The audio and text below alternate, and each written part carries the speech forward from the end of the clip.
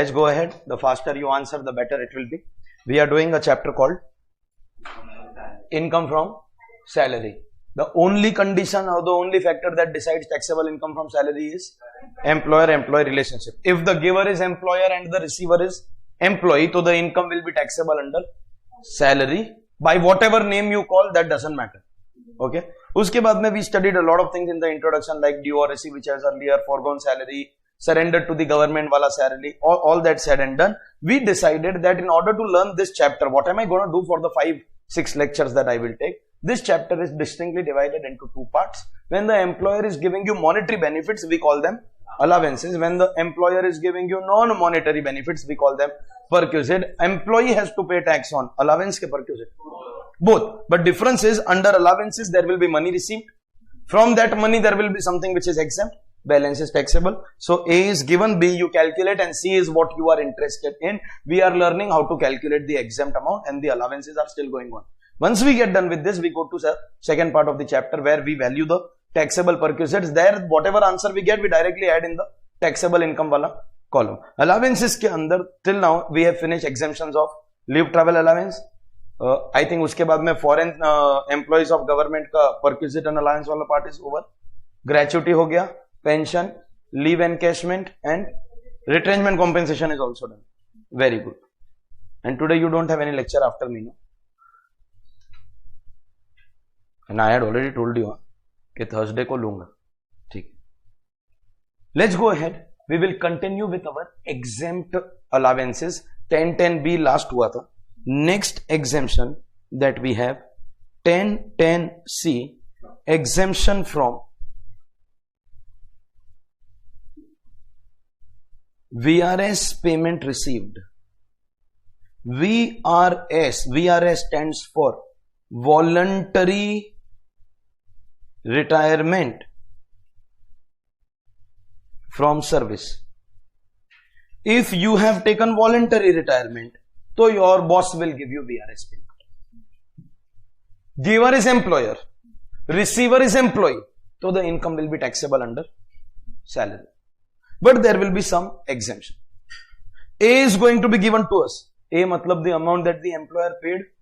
C is what we are interested in, and we have to learn how to calculate B, that is the amount exempt. Section 10 matlab exempt income na. The exemption of VRS is given in 1010C. But system bhul gaye kya? You remember the system? First we will understand what is the meaning. This is a payment which is given to the employees. Employer is giving, employee is receiving, tabhi to it is covered under salary. Payment for early retirement. You are leaving the job before the scheduled date. This is going to save money of your employer. Understand the logic. Every business has got good days, bad days, good cycle, bad cycle. There was a time when we were growing, we went up. When we are on the uphill, no, we recruit more and more employees. Because we are growing, so work will increase, we need more people. But one day we reach the peak matlab the top, the best, and now downfall has started. Downfall, when it will start, no, you will still have those employees whom you have recruited here. But now you don't need them. Business is falling. The requirement for employees is also falling. And now I have a question for you. Costing start one. You all have studied the concepts of fixed cost and variable cost. You all have. Fixed cost which will remain always fixed. Total mein fixed and reduce for every new unit. And variable cost is something which is fixed per unit. Okay? So, ऐसा कुछ बोलते हैं, variable cost is fixed per unit and fixed cost is variable per unit. Something like that? Huh? Now these employees which we recruited and the salary that we have to pay, use your brain and tell me it is fixed cost or variable cost. Whether there is any production or no, whether there is any sales or no, we have to pay their salary. This is creating trouble, liquidity crisis. We want them to leave the organization in this period. But if we force them to leave the organization, तो क्या होगा पता है? ये होगा. Last thing of the last class. if we force our employees to leave, so we will have to give them compensation under Industrial Dispute Act. So we can only request, because we don't want to fight, we can only mitro request that please leave the job, please. This is known by other names also. Some organizations call it golden handshake.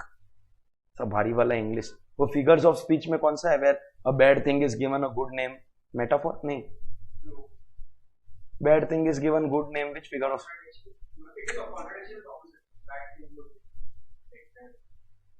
नहीं नहीं नहीं, शायद irony नहीं. I don't remember, my grammar was very poor anyways. Point ये है that we want to throw you out, so do a golden handshake. Golden handshake मतलब last time handshake. Handshake. Now turn around, पीछे देखो, पीछे पीछे turn around and kick. चल निकल. If we force you to get lost, so we have to pay you retrenchment compensation, and there will be a court battle, no? Industrial Disputes Act. We want to tell you to get lost politely. That is VRS. Please जाना. And if you leave today, I will give you this voluntary payment, a lump sum payment, because you are losing your job. देखो, retrenchment compensation was also loss of job. This is also loss of job. Difference is there we kicked you out, and here we requested you to leave, and you have voluntarily left the job. That, ladies and gentlemen, is the difference. But ultimately, the employer has agreed to pay you some compensation, no? बस तो हो गया. Now comes the tax treatment. If the meaning is clear, here is employer, receiver is employee, we have to calculate the exemption. You agree that this time it cannot be small amount, big amount like retrenchment compensation. देखो, gratuity में during service at retirement तो small big का concept was there. Leave encashment में भी during service at retirement. Pension में it was not during service at retirement, but small big was there in the form of uncommuted and commuted. Here, and also in retrenchment compensation, it is a loss of job. So it can never be small big, it has to be big. So do you understand that breakup of during service or etc. that won't happen? It is going to be a big amount, a lump sum amount. So directly we will calculate the exemption.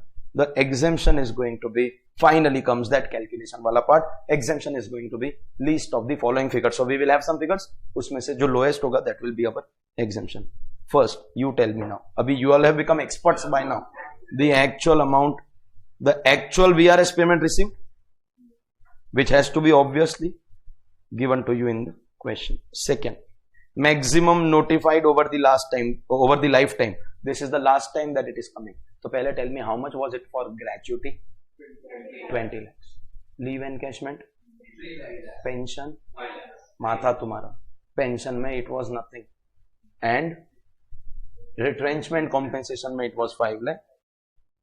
Leave encashment 3 lakhs, retrenchment compensation 5 lakhs, and VRS may be 5 lakhs. Matlab over your lifetime, maximum exemption you can take is 5 lakhs. Third, if I speak in words, 3 months salary for each completed year of service. 3 months salary for each completed years. Gratuity के अंदर we came across this term, half month salary for number of years. यहाँ पे क्या बोलता है? 3 months salary for each number of year of service. So what to do? Abhi mathematically how to present it? Take salary per month. This is 1 month का salary. We have to take how many months का salary? तो multiply by 3. जैसे half के लिए we were doing 1/2 in non-poga, but 15/26 in poga. So this becomes 3 months salary and multiply by your each year of service, completed years of service. And they have not spoken anything about the part. Matlab part has to be excluded. Only the completed number of years will be taken. 3 months salary for each year of service. And then do you realize that now, देखो, gratuity कर लिया, leave encashment कर लिया, तो now you cannot say that you don't know what I am talking about. When we say monthly salary, which time का salary? When you joined or when you are taking VRS? मतलब period? नहीं, period. We have to answer. That's a question. If some other law is applicable, we take from that law. For example, POGA said, yeah, Industrial Dispute Act said, last drawn. But when income tax is applicable, no other law is applicable, so we will take income tax ka calculation. Is that clear? And second, In this salary, what things we will take? मतलब the second question is the components. जैसे POGA will give basic DA both, but income tax had basic DA in terms and percentage commission. So we will write that by way of note 1. Once we get our salary, will we get our third answer? But here there is a fourth answer also.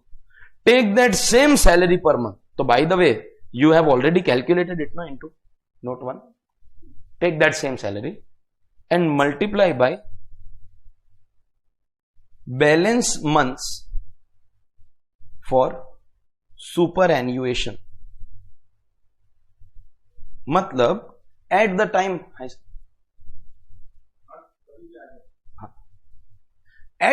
of your retirement, how many months were remaining for superannuation? Sir, ये क्या होता है? I have to first tell you the meaning of superannuation. Then you will understand what is happening. Superannuation means the normal retiring age as per company policy. Yeah, rather I should avoid using the word company. Correct, more appropriate word is employer policy. Because you may not be an employee in compulsory company, na? You can be employee in LLP also, employee of firm also. So employer policy. Every organization has its own policy. Matlab, in our organization, just take an example, we are limited, we say that maximum highest age of any employee will be 55 years. So you have to compulsorily retire at 55. Some organizations have 60, some have 50. Politics, there is no upper limit. 94-year-old guy wants to become the prime minister also. In this organization, what was the normal age? Meri baat suno. Are you retiring before that age? Matlab, it is possible that our organization has got policy of 55. You are 50. That means 5 years ka work is remaining. So, do you understand? VRS ka matlab only means you are retiring before the normal age. So, how much time was remaining for that normal retirement? For your normal retirement, how much time was remaining? For example, your age was 50 and company ka policy is 55. So, how much time was remaining? 5. You don't multiply by 5. You are taking monthly salary. So, you have to multiply by months. So, 5 nahi, 60. 60 months. Balance months for superannuation as per organization ka policy. If employee ka age is given, so it will be possible for you, then to find out how many months are remaining. Question will tell you that employee ka age 50, normal age is 52. Matlab 12 into 2, 24. Normal age is 55. And if this is not given, ye bhi possible hai, this is not given, then you take 60 years. Employee ka age has to be given. If employee ka age is not given, that means there is some error in the question. Then you write a note to the paper checker. Tu mare, tera khandan mare, your children write more difficult papers and they don't clear. Aisa sach mein mat likh dena, please. Employee ka age has to be given. So now you take an example. What is the employee ka age? When he retired before his scheduled date. 52. Company ka policy is 55 given to you in the question. So 3 into 12. And if that is not given, company ka policy, age has to be given. Company ka policy may not be given. So you take, jo government mein follow hota hai, we will take 60 years. Nahin, it depends from government to government. State government ka alag, and there are so many state governments, they all have different rules. Central government ka again alag. Okay. So if not given, you will take 60, but they will always give you. But you don't make the mistake of taking 2 years or 3 years or 4 years. You have to take it in months, because salary also you are taking in months. So whatever is your monthly salary, that we will define period and components, multiply by how many months were remaining for your normal retirement. Matlab, can I say this paisa employer has basically saved because of your VRS? If you did not take VRS, so yeah, to retrenchment compensation, again that would have been a dispute, or he would have to pay you for all these years. So the salary that he has saved is also your last component. So retrenchment, VRS ka exemption is going to be least of. Actual easy, maximum notified, last case where you have to learn 3 months salary for each year of service. So salary into 3 into number of years, and fourth, that same salary into balance period for superannuation. Age will always be given to you. And how many years are remaining for retirement? Either that will be given, and if not given, then you take as 60. But you don't take the balance in years, you take the balance in months. Is that clear? This is going to be your fourth limit. But of course, I cannot complete this explanation or this calculation unless I give you my first note. There are more notes, but first note, what do I have to give you? Come on. What is the salary? No, you don't give me the components. That I will give you. I will give you what is written. But I have to give you what is the salary. First, the period.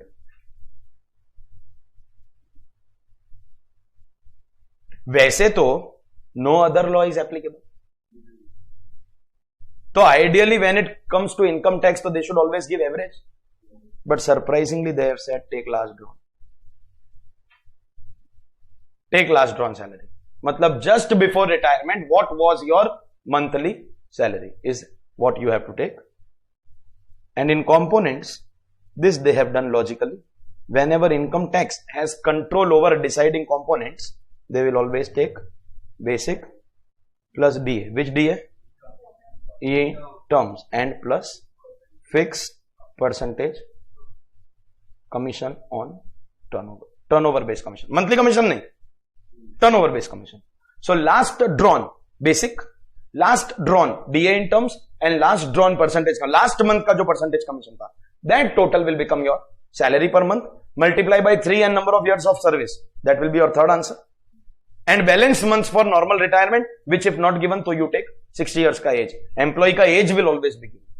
Out of the four amounts, whichever is lowest will become your answer. Is that clear? Note 1, salary and components, or the period and components. Second, very, very important to note, ye jo VRS ka exemption hai na, this you can take only once in a lifetime. VRS का exemption will not be available again and again. ऐसा नहीं कि one job से you are taking VRS and then second job में थोड़े साल के बाद में again you want to take VRS. Lol. Listen, true or false? You cannot take VRS from more than one job in your life. You can. Only your first. नहीं.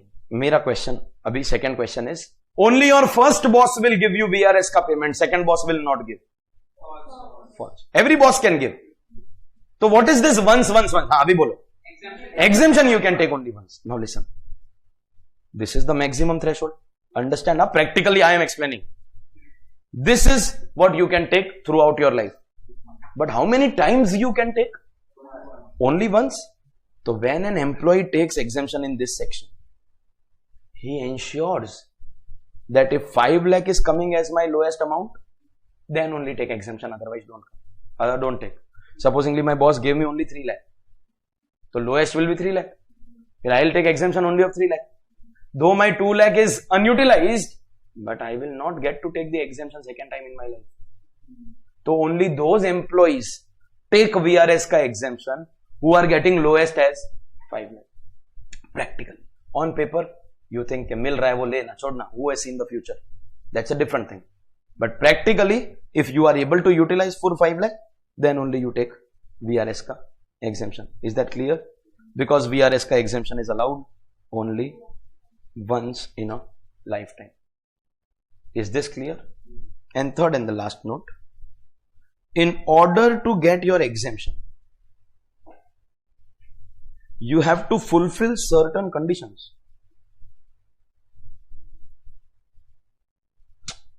This is not like gratuity. Once you get it, directly go to calculation. During service, at retirement, government, non-government. This is not like pension. Directly go to calculation, uncommuted, commuted, government, non-government. This is not like leave encashment. Okay, directly go to calculation. During service, at retirement. No. This is not like retrenchment compensation, ABC, whichever is lowest. This is similar to leave travel allowance.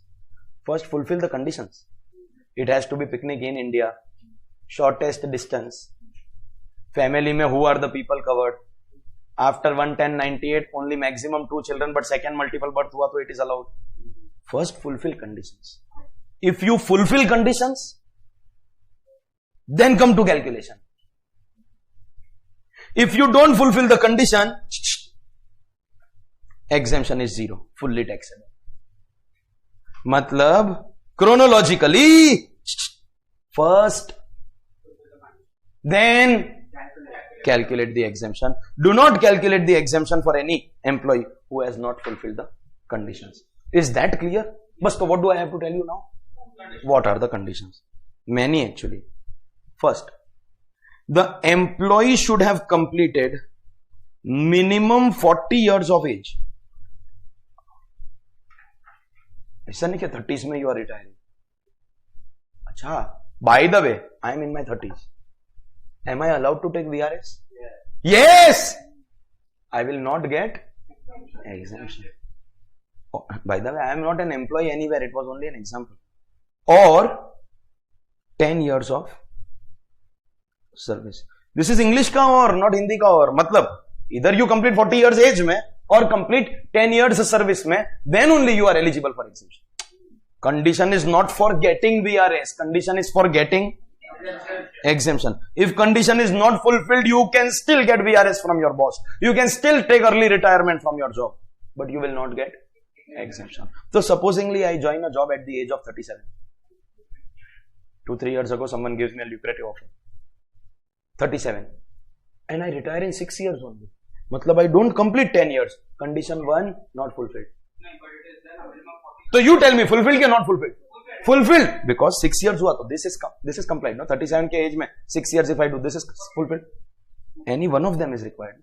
Sure. Matlab understood. Ke even if I retire after 6 years, but if I have crossed 40, I have fulfilled condition. Second example. Supposingly I joined a job at the age of 27 itself. What age? 27. And I retire at the age of 39. Matlab I don't fulfill this. But 12 years is more than 10. Matlab I have done this. Matlab I have to do any one of them. 40 years age mein or 10 years service. 40 years of age or 10 years. Any one of them. That was only the first condition, by the way. Second condition. Is the company, the employer company, announcing a scheme, the VRS scheme? Whoever wants to retire can take this lump sum and retire. Arey, you forgot the explanation. We want to reduce our employees ka number because now we don't need them. We cannot tell them get lost. So we are requesting please leave. Uske liye we will announce a scheme. Okay, if you have completed itna saal, so this much we will give you. If you have completed these many years, so this much. Ye bhi to hoga. Supposingly you have 5 years left of retirement and you have only 2 years. So obviously you I will pay more and you I will pay less, no? Because that way I am saving more in your case and less in your case. Correct? So company will announce a scheme. Okay, based on this scheme, whoever fulfills the condition can take this VRS money and leave the company. This scheme should be made available to all the employees.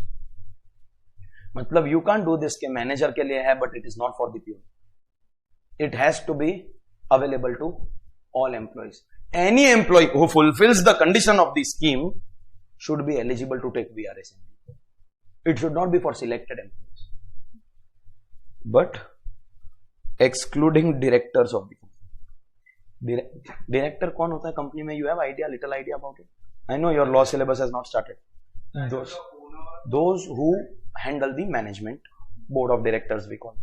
Okay, when company law will start, you'll get more idea about it. They handle the management. So owners are the shareholders, directors manage. Many a times what happens is directors are also the shareholders because they hold majority shares, therefore they are allowed to manage. So they are shareholder cum director. Every director has got double role to play in a company. Double role. Company final accounts hua hai by any chance? No, it will happen in accounts. Directors, one, will act as independent managers who are handling the affairs of the company. Two, they will also sometimes act as employees where they have to work as per the contract.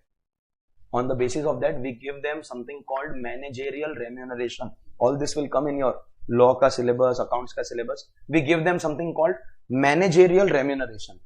Matlab basically salary for managing the affairs of the company. Correct? And plus board meeting ke attendance ke liye we give them extra money. Because at that time they are called independent directors. Okay. So the scheme should be made available to which category employee? Top category ke bottom? All. But not for directors. Nahi to kya hoega pata hai? Supposingly we 3-4 people are directors in a company. We keep a board meeting. and the entire board में all members are now board of the company. We are like यार चल ना company छोड़ते हैं, let's leave पूरा माल उठा के. So we announce a VRS का scheme that anybody who has been in the board of directors can take VRS, will be eligible for 20 crore each. Take that money and leave. And पीछे shareholders, employees, creditors, lenders all are crying. Because directors have got managerial powers, it is possible that they announce scheme for themselves, take money funds of the company and leave. We do not want to allow that. It will result in losses to shareholders. इसलिए scheme should not be for directors. It should be for everyone other than directors. All employees excluding directors. Second condition. Understood? Third. The purpose of this scheme. Which scheme? VRS का scheme. Should be reduction of employee strength. We want to reduce the number of employees, employee strength, not just reduction of the salary bill. Salary bill मतलब अपना expense, no? Monthly salary का bill. Sir, what do you mean by this? I'll explain. There are 10 employees each getting salary of 50,000. So what is the monthly salary outflow? Salary bill every month? 5 lakhs. We announce VRS. Make all 10 retire. And in their place hire new people. Actually में क्या होता है? You join a job. Next year you do the same work, but some increment is promised now. So your salary has increased. It started with 10,000. Today you have reached 50,000, but you are doing the same work which you used to do at 10,000 का scale. So ये 5 lakh के employees को make them retire and appoint 10 newcomers, where starting will be 10,000. मतलब 10 went, 10 joined. But those who went were at 50,000, those who came are at मतलब monthly salary bill has reduced from 5 lakh to 1 lakh. That means we have not reduced number of employees, we have only reduced salary bill. That is not allowed. Point 3 is basically telling us this. See if you understand in this language. Number of employees after the scheme should be less than number of employees before the scheme. You have to reduce number of employees. ऐसा नहीं कि high salary वाला employee को you give VRS and उसके place पे you recruit low salary वाला employee. That is not going to be allowed. Reduce number of employees, not the salary bill. Now point 3 is clear. चलिए. And this point 3 is reconfirmed in the next point, which says the place vacated by the retiring employee should not be filled. Means that position has retired. We don't want that manager का place in our company anymore. ऐसा नहीं कि manager A has retired and manager B has come in his place at a lower salary. That should not be the scheme of VRS. Scheme should be that from today, all these positions in our company are eliminated. We don't want anyone. So please take VRS and please leave our organization. And point 3 and 4 together are confirming that we want to reduce our number of employees. And in their place, we will not appoint anyone else. Before I tell you the fifth and the last condition, this is understanding करने के लिए it is logical. Okay, VRS मतलब actually reduction of employees, not reduction of salary expense. But there is something very, very illogical here. Absolutely illogical. And because our focus is always on logic, no, nothing is bigger than logic. If you understand logic, you understand everything. Only we can understand. Other people cannot. We are putting conditions for getting exemption. Yes, bolo ya no. I'll take you slowly, one step at. We are getting conditions or learning conditions for getting exemption. Who will get exemption? Company के employee, the retiring employee. मतलब you are working for my organization. I request you please take VRS. I make a scheme. You accept that. You take money and you leave. Once you leave, do you have any control of what I am doing behind you in the company? As the owner, as the director, what I am doing. Anyways, directors are not eligible. Other employees. मतलब imagine you leave my company. बराबर है? And I give you VRS. You want exemption. You get exemption if I don't appoint anyone in your place. Can you control that? Understand the defect. मतलब imagine Ishaan company छोड़ के जा रहा है, जाते जाते sir I am going bye bye but don't appoint anyone in my place. ले पैसा दिया ना, चल निकल. Exemption is given to the employee if condition is complied or fulfilled by the employer company. Employer बोलना better है rather than saying company actually. What I want you to understand is the person who is eligible for exemption has got no control over this. My exemption is going to depend on someone else fulfilling the condition. That is illogical. If you think of it logically, then only you understand what I am saying. But then that is how they have stipulated the condition. Very, very illogical. Very illogical. Okay. So most employees end up not getting any exemption the moment the company appoints someone else in that place. Alright. But no timeline. मतलब not to be appointed. You take exemption. 2 years के बाद में company has appointed someone else in your place. So the exemption that you had taken earlier will now be reversed. नहीं समझे? Irrespective, it will be reversed. हाँ. Somewhere in income tax, very advanced level of income tax, there is a provision which says previous year, after previous year assessment year, and after assessment year 3 years. 3 years tak your past cases can be opened. After that, we cannot do something called reopening of cases. All this assessment procedure and all this is a part of final CA directives. But there is a time up to which cases can be reopened. Once that time goes away, then you go with drums in front of the assessor. बोल, मैंने non comply किया. बोला, क्या कर लेगा? Because the truth is, he cannot do anything. We in legal language call it a time barred case. Income tax department has to treat it as normal loss and ignore your case. समझा क्या? And if it is within that reopening का time, तो your AO will do reopening. AO मतलब assessing officer obviously. I can't expect you to know terms like AO मैं बोल दिया and you are thinking AO कौन है? AO means your officer, your assessing officer. Is that clear?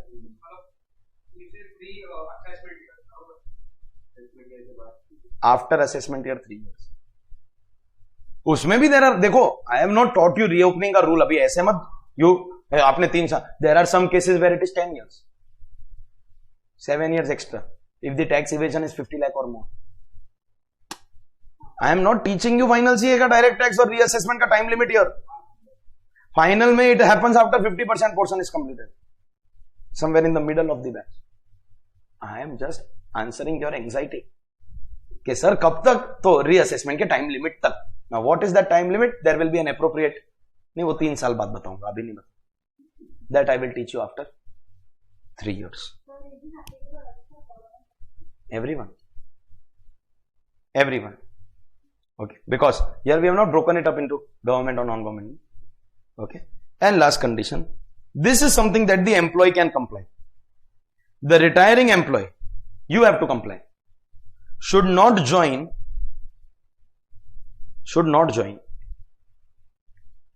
any other employment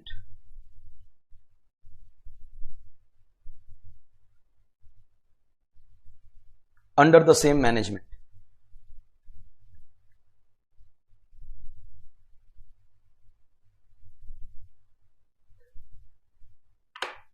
अभी इसमें क्या होता है? This is something, again, if you have little practical knowledge, you understand that supposingly there is a group of companies, Reliance Group.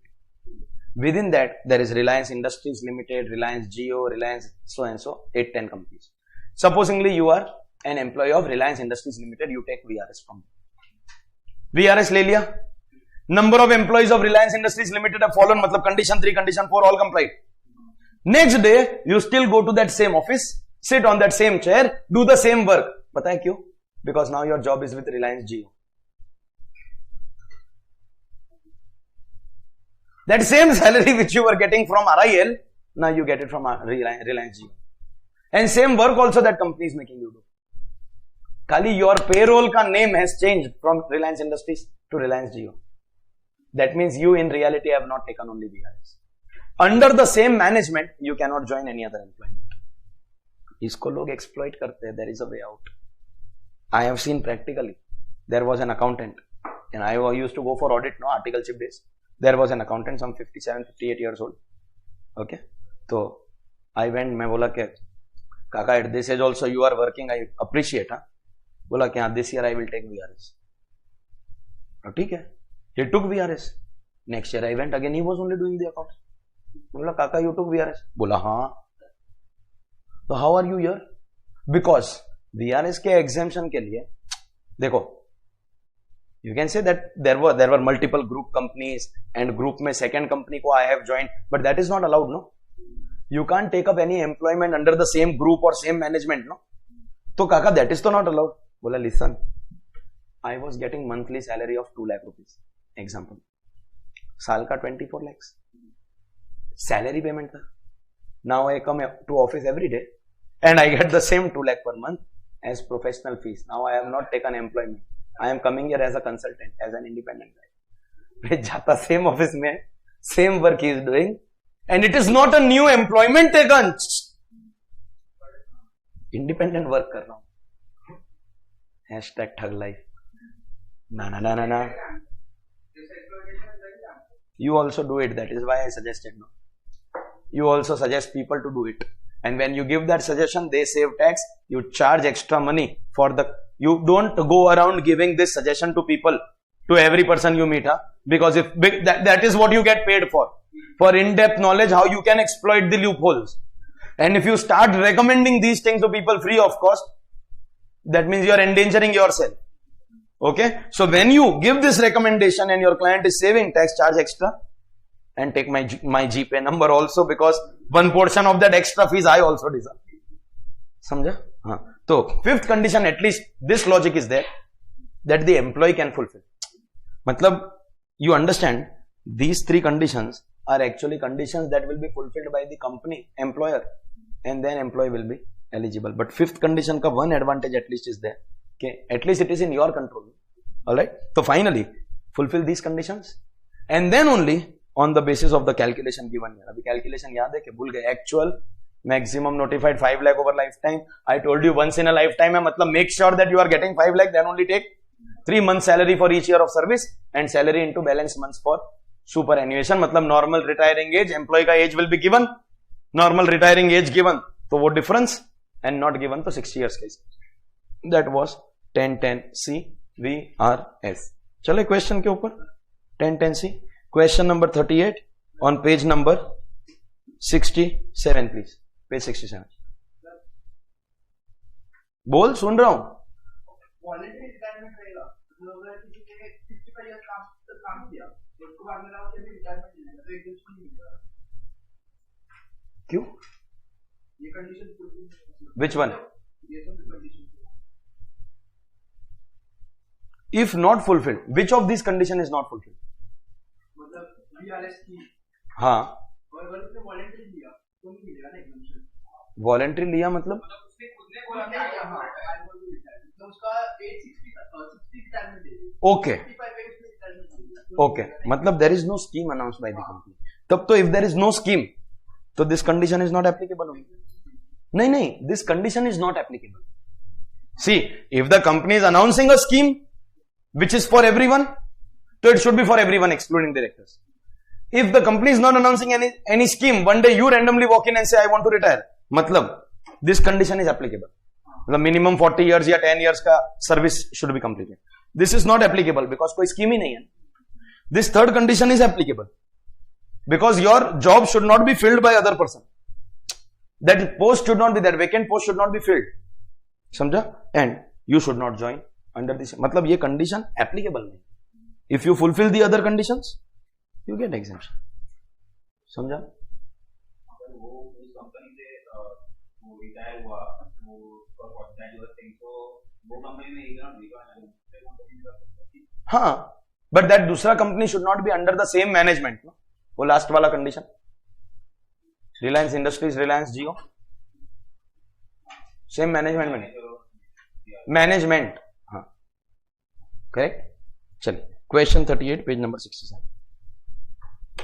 John is employed in a private company and is paid a sum of 6 lakh on voluntary retirement from service. The normal age of retirement in the company is 60 and John was 45 at the time of retirement, had completed 20 years of service. His monthly salary at the time of retirement was as follows. Basic pay is 1 lakh. Earnest allowance 50% includable for pension. Includable for pension मतलब DA which is forming a part of your salary for the purpose of calculating your retirement benefit, or in other words you can also call it DA in terms. मतलब 60 में से 50% is in terms. Okay.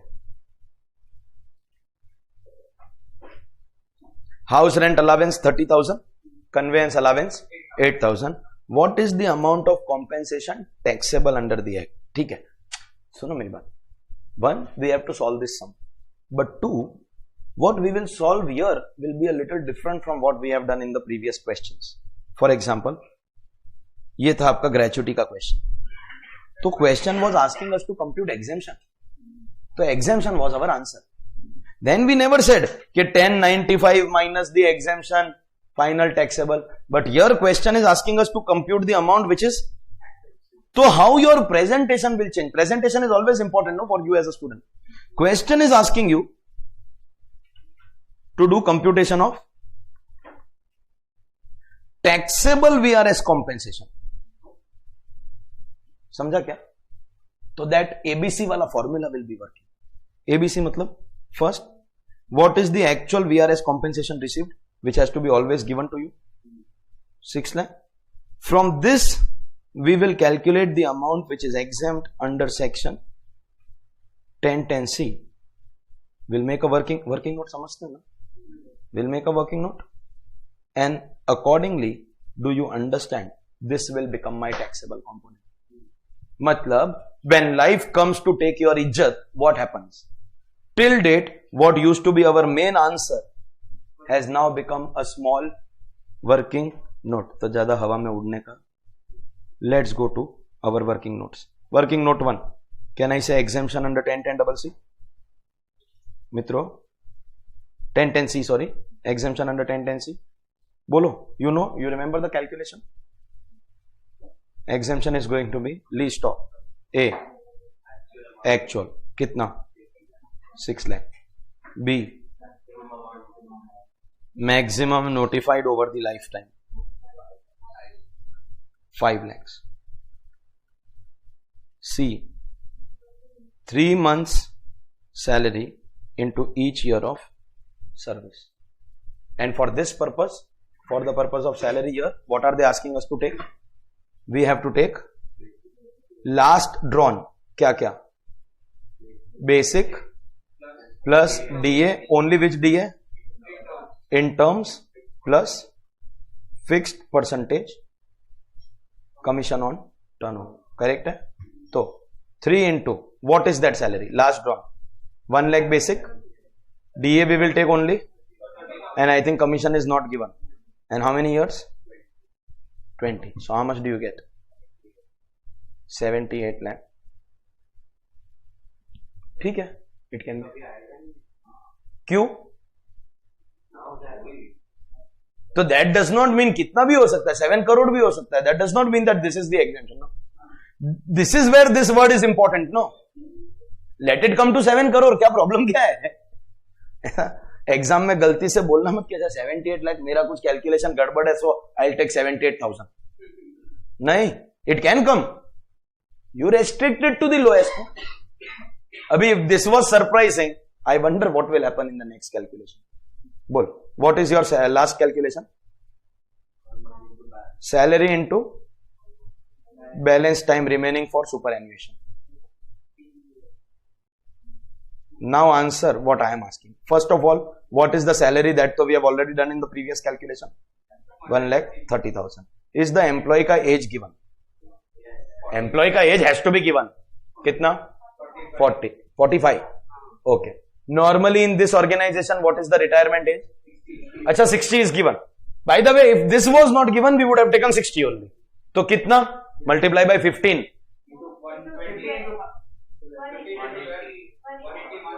सोच लो 15 years, but we have to take months. कर अभी. It can come to any figure. You restrict it to least of it. क्या हुआ?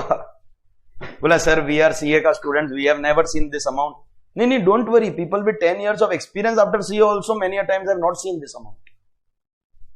You have to choose lowest of them. You have to not seen 5 lakhs also. उससे क्या मतलब? And did I tell you? Because VRS का exemption मिलता है. How many times? Once in a life. So the employee will ensure that he will take exemption only when 5 lakh is coming as the lowest. समझा क्या? तो take exemption of 5 lakh and accordingly offer 1 lakh to tax. What is the amount of taxable compensation? 1 lakh. ये था main answer. And whatever exemption calculation we did, that becomes our working note. Is section 1010C VRS clear to everyone? We are still in allowances and we are still in exemptions of allowances. Shall we go ahead?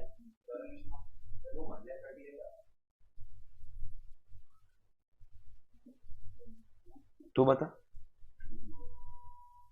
What is that last amount? Words में बोल. जिसके बारे में तू पूछ रहा है, मेरा फिगर इज 1,30,000 सैलरी. कौन सा salary? Tell me the period. No period कौन सा है? नहीं मालूम. कंपोनेंट्स मालूम है क्या? हाँ,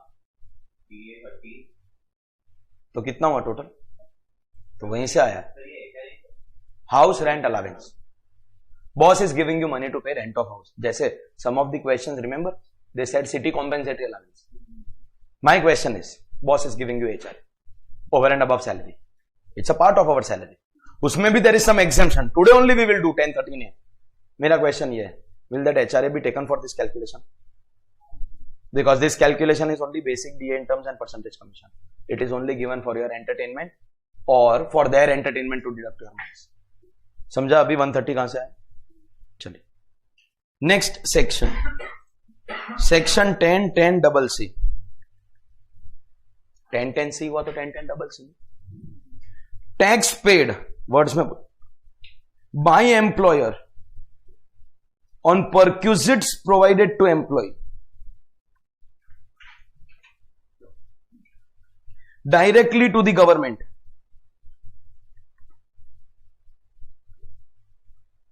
will be exempt. Tax paid by employer on perquisites provided to the employee directly to the government will be exempt. इसे गुस्से में मत देखो, because unless I explain you are not going to understand. But this is a one liner, there is no calculation involved. Time is now for me to explain and you focus. One employer will primarily pay to his employee what? Main payment is going to be that basic salary. Silly question. Is it going to be taxable? Yes. चलिए yes. मतलब if your employer is giving you 1 lakh per month, your taxable income is 12 lakhs. मतलब 1 lakh per month. But over and above salary, your boss will always give you 2 things. कौन सा 2 things? Allowances and perquisite. Which of them is taxable? Both are taxable. So what is the difference between them if both are taxable? Allowances will be in money and perquisites will be non-monetary. चलिए, let's cater to them one by one. 1 lakh का salary is fixed. After 1 lakh का salary, one day you go रोते रोते to your boss, sir, I came from another city to Mumbai. In my city, sir, people don't get normally 20-30,000 से ज्यादा salary. When you said 1 lakh, I was so excited. Wow, 1 lakh मेरा तो पूरा life set है. And then after coming to Mumbai, I realized कि 80,000 is going away in rent. अभी contractually 1 lakh is fixed, but it is not enough to stay in Mumbai. Please give me something extra for my living purposes, otherwise I will commit suicide in your office and write your name in the suicide note. The boss says, wait, he is giving you 50,000 extra for paying rent of your house. Can I call it house rent allowance? You were asking, no, what is HRA? Extra money received, and money है इसलिए allowance. मतलब can I say now you will get 1 lakh and 50, 1 lakh and 50, 1 lakh salary, 50 HRA, 1 lakh salary, 50 HRA. Is 1 lakh taxable? Yes. Is 50 also taxable? अब होगा क्या? Listen carefully. Me employer, you employee. Me employer, you employee. I employee. Take 1 lakh plus 50. 1 lakh plus 50. So 1 lakh and 50 both are taxable. 50 का क्या होगा पता है? You get and you spend. Guess where? Rent, ना? Ultimately with this 50 you are going to pay rent. So take and pay. Take and pay. मतलब 50 will come and go away. Come and go away. बोलो yes or no? Yes. मतलब 1 lakh का tax has to be paid from 1 lakh. And 50 का tax also has to be paid from 1 lakh only. क्योंकि 50 is तो coming and going away. उसका tax कहां से भरूंगा? From 1 lakh. तो again employee started. कि sir, you are must एकदम. You gave 1 lakh. Thank you sir. Then you gave 50 for paying rent of house. Thank you sir. But sir, वो 50 का tax how I pay? Because that is going away from my 1 lakh. तो employer said, भिखारी रो मत. Employer is giving you extra money. You know why? For paying tax. Example, 10,000 rupees. So 1 lakh salary, taxable. 50,000 HRA, taxable. And extra money to pay tax on that HRA. Now your taxable salary will become 160.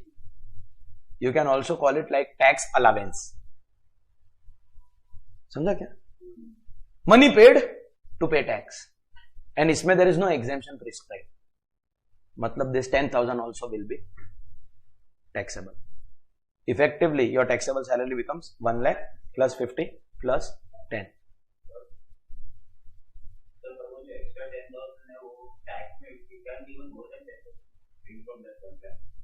जा नहीं देता हूं, जा मोर जा नहीं दूंगा, जा क्या करेगा? हाँ, मी एम्प्लॉयर यू एम्प्लॉई 1 लाख दिया, 50 दिया, फिर भी 10 और दिया. अभी क्या चाहिए तेरे को? बोल बोल बोल बोल. एक काम कर, चल निकल. मतलब not from the class, from the job. Teacher is not talking to student, employer is talking to employee. चल निकल. क्या है? एक काम कर, ऑर्गेनाइजेशन ले ले. अरे समझा क्या? The fact that he is giving you something, you should accept it यार. He could have refused कि मैं क्या करूं? I am giving you so much, that is also, you know, more than what I would otherwise give other people because I want you to stay with me. समझा क्या? तो this is extra money for paying tax. This will be taxable. Okay. Now. So now you said 1 lakh का basic salary है, salary is 50,000, and now he is giving an extra 10,000 for paying the tax of 50,000. Your taxable amount for that extra money is also there, right? So will that extra 10,000 include tax amount for that 10,000 tax amount for that 10,000? तू क्या बोलता है? पहले खुद को बोलता है क्या एक बार? तू क्या बोल रहा है? You are getting extra money for paying tax. Now boss is giving you 10,000. अब that is for tax on 10, 1 lakh या tax on 50 के tax on this 10. That is not his problem. I am giving you 10,000. First, clear the angle between boss and employee. Then go between employee and income tax. Boss and employee, 1 lakh given, 50 given, 10 given. अब इस 10 से you pay tax of 1 lakh or you pay tax of 50 or you pay tax of this. That is your problem. You see what you want to. I have given you 10,000. This is at your disposal. You take this 10,000 and do paise ka barish on yourself. That is not my problem. That I am giving you 160. Now don't show me your face again. Matter between employer and employee closed. Now employee will go and pay tax to income tax department on 1,60,000. Now that 10,000 is for what purpose? Boss gave you extra. तेरे को जो करना है कर. Understood? So whether that 10,000 is for tax on 10 or on 50 or 1 lakh, boss is giving you extra 10,000. And you have to pay tax. More important here is to understand that the 10,000 will also be taxable for you. वो clear है? So total 160. Now let's go to the other side because this is where my exemption will come. You understand? I am doing exemption ka ek section, but I am writing taxable everywhere. Finally, some exemption also has to be coming. No, now the time has come for exemption. This is what my main explanation is. Boss is giving you 1 lakh ka salary. That is taxable. Then you say that sir, this 1 lakh is not enough for housing purposes in Mumbai. So this time boss आज चाबी लाया. This time boss does not give you. हाँ घर का ही है. अपन practical professor. Live दिखाना है. That day ना घर का चाबी I had given to my wife. Otherwise normally I always have my home keys. ये ले चाबी. Go sleep in that house. This time can I call it a perquisite? Yes. 1 lakh is taxable. And because of boss giving you the house, please listen to me carefully. You are saving some housing expense. Is that a benefit? And by now do we also know that perquisites are also taxable? That means your taxable income will include what? 1 lakh salary. And value of this perquisite that you have otherwise saved? Cash flow? 1 lakh. But taxable income? 1 lakh plus value of perquisite. This is the amount on which I have to pay tax. But I have to pay from this now. So same thing हुआ क्या नहीं? 1 lakh का tax I pay from 1 lakh. And this house का tax also I pay from 1 lakh. Imagine as an employee, your boss is giving you two things. 1 lakh and a chabi. 1 lakh and keys. 1 lakh and keys. 1 lakh is also taxable. The value of that key, मतलब whatever you are saving, that is also taxable. Taxable total. But cash is only 1 lakh. So इसका tax from this and इसका tax also from this. Same problem arises. So this time again you go to your boss. And boss this time says, देख, cash में I will not give you anything extra because I desire to give you a perquisite. If I wanted to give you cash, so I would have given you allowance. But I will not give you any cash benefit. But I'll at least help you with one thing. Because of this perquisite, whatever is the increase in your tax liability, supposingly, we have not studied perquisite valuation, but supposingly perquisite ka valuation is coming to 40,000 rupees. Matlab instead of paying tax on 1 lakh, you are paying tax on 140. Matlab because of perquisite, there is some extra tax. That tax I will pay to the government. Iska tax, the employer directly pays to the government. Because he does not want to give you money. If he wanted to give you money, he would have given you allowance. The boss tells you what? Now listen to the whole situation carefully. 1 lakh cash, 1 house to live, and because of this house, whatever is the increase in your tax liability, that I will pay to the government. Matlab you pay to the government the tax that comes on 1 lakh. In other words, your boss is giving you a tax-free perquisite. How tax-free? Because perquisite pe whatever tax will come, that I will bear, you don't worry. That I will deal with the government directly. You pay to the government the tax that arises on your 1 lakh ka salary. That means boss is giving you first 1 lakh ka salary, second a house, but ye house ka tax boss is only paying. That means, are you having some benefit because of this? What benefit? Like, so you are getting a house, which is your perquisite, but you don't have to pay tax also on that value. Why you don't have to pay? Is that a benefit received by employee from the? But this benefit is going to be exempt under section 10(10)(c). So is the employer paying on our behalf? On our behalf. So we are getting a reduced amount. We will calculate tax liability on 1,40,000. उसमें से 40,000 का whatever tax employer has already paid. Supposingly 1,40,000 के ऊपर 10,000 का tax is coming. But उसमें से employer has already paid 40,000 का tax, which is 2,000. So when I pay to the government, I pay 8,000 का balance. मतलब my total income will include 140. I calculate tax on 140. Then I say 40 का proportionate tax boss has already paid. So from my tax liability, reduce that tax and balance will be payable. My question is, that means, does this reduce your tax payable to the government? Yes. Why? Because your employer has paid on your behalf. So is it a saving? Is it a tax? Is it a benefit for you? But we don't want tax on that. And therefore, this will be exempt. Mitro, but don't get confused. Is perquisite taxable? हाँ, उसका tax that boss is paying on your behalf, and that's an indirect benefit because उतना tax you have to pay less. That is exempt. Now read what we have written. See if you are able to digest it now. When I wrote the statement, it was not possible. I know you were making faces. क्या लिखा है? नहीं, I had to explain. No? Now see if you are able to understand.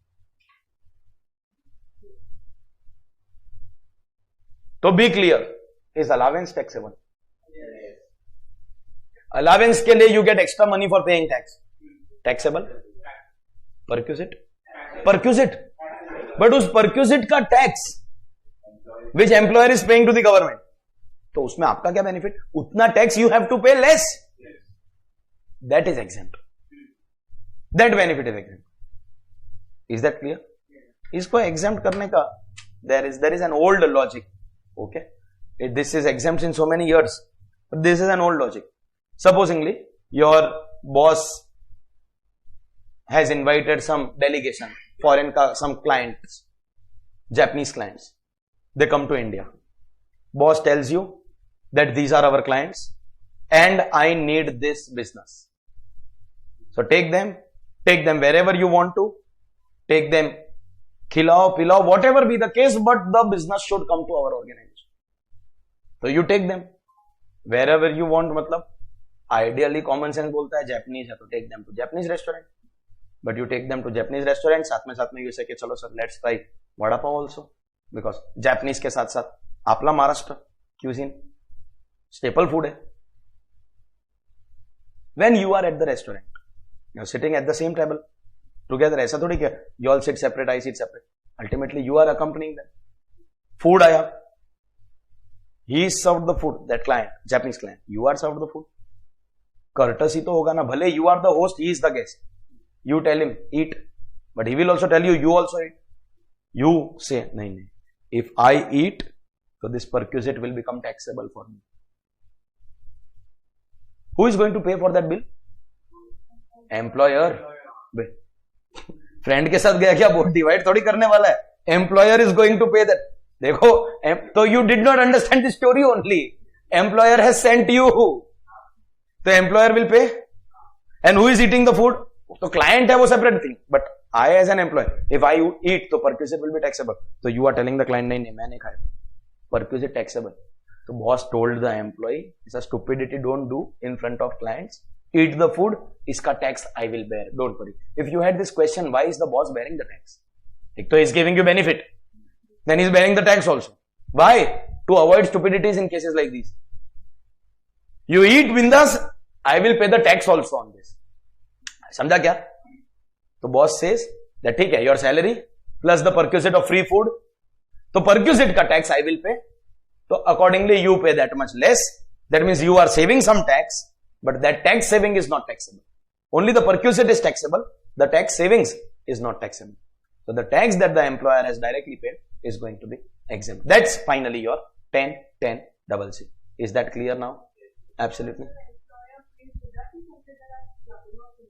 नहीं, clubbing मतलब you pay tax on other people. Without we doing the chapter, don't talk only anything about it. Clubbing means A has earned income, B will pay tax. Your perquisite employee only earned, and employee को we are making pay tax on the perquisite. नहीं, employer is paying the restaurant.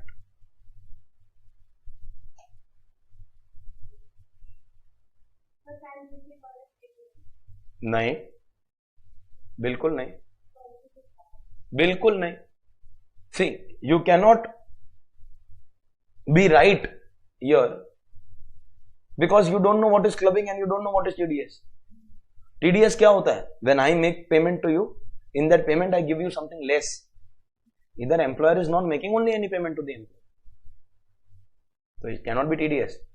TDS क्या होगा? वो 1 lakh के salary में he will deduct something in you, and that tax का credit you can take at the end of the year. So this is not TDS. Clubbing क्या होगा? If income is earned by one person and another person has to pay tax. Here, income earned मतलब employee is only earning, employer is paying. Employer के लिए it is expense. Income किसका? Employee का. And employee को we are making pay tax on the perquisite. But yes, the employer has volunteered के some portion पे I will pay tax. Clubbing is mandatory. Employer is volunteering के नहीं इतने पे I will pay tax. तो उतना you pay less. That's not clubbing. Clubbing is when the income is earned by this person, but you have to pay tax. Example is minor child. Income will be earned by minor child, but parents have to pay tax on them. But we will not talk about those concepts now unnecessarily. We have better things to do right now. Is 10 double C का part clear? चलिए, because we now go to next big and important concept, the concept of provident funds, where we have been given exemption in two sections, 10.11 and 10.12. क्योंकि actually in India provident funds are of multiple types. There are 4 types of provident funds.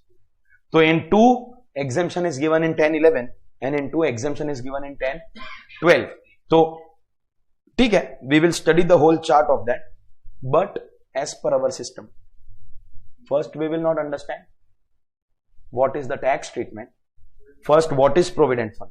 Then what are the 4 types of provident fund which I am talking about? What is the difference in them? And finally, what is the tax treatment? चलिए, understand करेंगे what is a provident fund. An employer is giving salary to his employee 50,000 rupees per month. Okay, 50,000 will be taxable for the employee. Per month, of course, we multiply by number of months.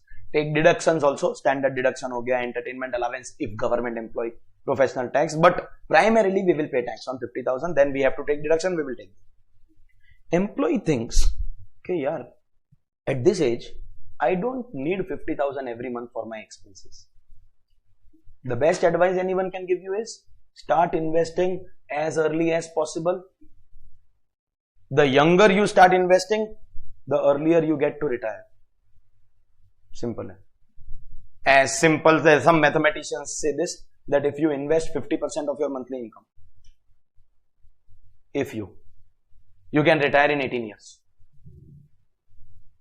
Invest 50% of your monthly income, retire in 18 years. Ancestors teach us that if you earn 100, save 25 for future. Save 25 for contingencies and emergencies. 25 as investment so that in future you don't have to work to earn 100. This 25 will work for you and earn for you. And if you are left with anything, then you spend. We follow what our ancestors told us exactly in the reverse. We first spend whatever we have to. Then we see if we are left with anything. And with this, we are generally left with no scope for investment. Very wrong decision. But not everyone is like that. This employee uses his brain. He thinks 50,000 is too much. Matlab, my monthly expense is 25,000. For emergencies also, if I save another 10,000. For medical needs or anything, I save another 5,000. I will still be left with on an average every month 5,000. Nothing to do. So I want to secure my future. What is a provident fund? Provident fund is basically a fund created to secure your future. Have you heard of investing in bank accounts? मतलब this 50,000 will come in your bank account only, no? इसमें से one portion 5,000 per month example लेना. I will invest in a special account which is not a bank account. It is called a provident fund account. I will accumulate money over there. Because one day when you will retire after 15-20 years, you may need some bulk money, lump sum money, children का education, higher education के लिए, या children का marriage के लिए, या for buying a house. You may not be able to get 30, 40, 50 lakh together. But during your whole work life, if you save little, and basically that principle, small मिलाते जाओ, large बनाते जाओ, it works that way only. It works that way. Go to any Hindi teacher, they will tell you बूंद बूंद से घट भरता है. That means every drop is important. That is how you fill your utensil. Basically, save thoda and set it aside for your future benefit. That is called contribution to provident fund. A special fund where you contribute now.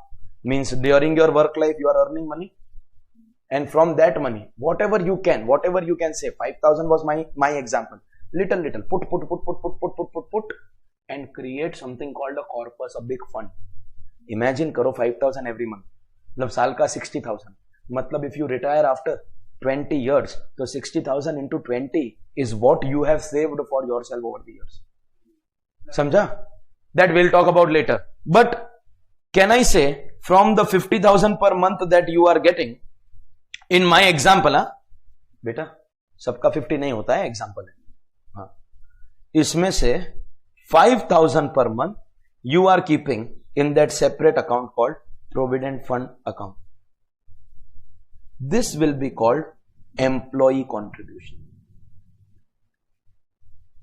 Because the employee has contributed from his salary. 5,000 every month. Employee contribution क्या होगा? What you gave from your salary is employee contribution. Is that clear? So Provident Fund account is a special account where we are accumulating some fund for our future ka safety. Every month you put, whatever you put is from your pocket and therefore we will call it employee contribution. When the employer saw this, he had tears in his eyes. Wow, 50,000 kamata hai and 50,000 you are saving for your future. Wow, beta, wow. Proud of you. Out of affection. Every month, the employer also starts putting 8,000. Matlab your fund which was supposed to get, example hai, your fund which was supposed to get 5,000, that was your choice. From my 50, how much I have to contribute? But employer is giving you extra 8,000 per month. Suno re, it is always not love and affection. Sometimes in India, abhi law chalu hoega, welcome to know. In India, there is a law called Employees Provident Fund and Miscellaneous Provisions Act, EPF Act. It's there in your law syllabus. Under that law, some employers have to mandatorily put it. But of course, you have to read that law, learn that law, which employer it is applicable, which employer it is not applicable. Effectively, the maths will be like this. Me employer, you employee. Hi employee. Hi employer. Take 50,000 in hand. Effectively, क्या हुआ? Employer is giving 50,000 to the employee in hand plus 8,000 in. Matlab every month you are getting this extra. In other words, can I say you as an employee are getting 58,000? वो अलग बात है कि 50,000 is available at your disposable usage for day-to-day work. 8,000 you will not get right now. You will get at the time of retirement. But you will only get, no one else will get. But your cash benefit is 58. मतलब fund के अंदर how much got accumulated? अभी 8. And plus from this, in our example, 5 employee also contributed. मतलब every month fund में 13,000. Where? How 13,000? 8 from here, 5 from here. But do you understand what is employer contribution and what is employee contribution? Yes. Absolutely. Absolutely. सुनो. Practically how this is given effect. बोलने दे. Practically how this is given effect. Employer will give in your hand 45 only and put 13 here. Your eyes can imagine that employer is contributing 13,000 per month. नहीं. Employer is contributing 8 only. वो जो 5 है ना, that employer is not contributing. You are contributing. It is as good as he gave 50 and you contributed 5. So practically, it does not happen like this. Practically, employer will give employee के hands में 45 and PF account के अंदर 13. But that does not mean employer contribution is 13. Employer contribution is 8. Employee contribution is 5. Because उसके 50 में से 8 was deducted. You may not have deposited. That was your choice, no? तो employee contribution will be treated as 5. अभी बोल. जो spending capacity के spend करने के लिए वो लेते हैं इन्वेस्ट करने के लिए वायबल अभी बोला ना कि sometimes he has to mandatorily do, because in India there is a law which forces employers to give money in provident fund to their employees. क्योंकि one day your employee will retire, his income will stop, his expenses won't stop. He has given his life to your organization. So who will take care of his future? You have to take care. You have to give provident fund money to your employees. Samjha? But let's be clear about this also. What he reduces from your salary, which in our example was 50, that is not employer contribution. That is employee, because you have contributed. Samjha? In other words, can I say your basic salary is 50,000. From that 50, you have contributed 5,000. And plus extra kitna hai? 8. So, in your computation of salary, 58 will come. How 58? 50 ka basic. What you do with that 50, that is your problem. And 8 extra, that is in your provident fund. Now every month, how much is getting accumulated in that provident fund account? 13,000. Matlab, do you understand 13,000 per month? So annually kitna, and after 20 years when you retire kitna? And not just that, at the end of each year, 13,000 into 12, kuch 1,56,000 hoga. At the end of each year, that 13,000 into 12 will also magically increase, because along with this, the provident fund account is also going to give you interest. Interest will come on 8 also and 5 also. Interest will come on total 13, because it is similar to a bank account only. You are keeping. One day you will get a massive lump sum with interest. Matlab, imagine karo how secured your future is. Aapka 5,000. Employer may be out of affection, may be out of compulsion. And at the end of each year, that account will also pay you interest. Pay matlab it will credit in the balance. You are not allowed to withdraw. Withdrawal will happen at the end of 15 years. That I will explain. When you can withdraw, all that will come. But my present target is to make you understand what is the meaning of employee contribution when we put money from our money, from our salary, from 50,000. Practically, employer will deduct and put, but that is still my contribution because it was paid from my salary. Second, what is employer contribution? That extra that he is giving. Third, what is interest? Is that clear? And then the last thing that will come here is, one day, when the provident fund will mature, you will get a massive sum on maturity of your provident fund. Wo 5,000 plus 8, 13 every month, 156 per year, total 20 years, plus total interest of 20 years. Generally 15 years mein retire ho jata hai, it is only an example. That maturity that you are getting at the end of that 15 years, 20 years, whenever you are taking it, that is going to be a huge lump sum amount received in the year of maturity.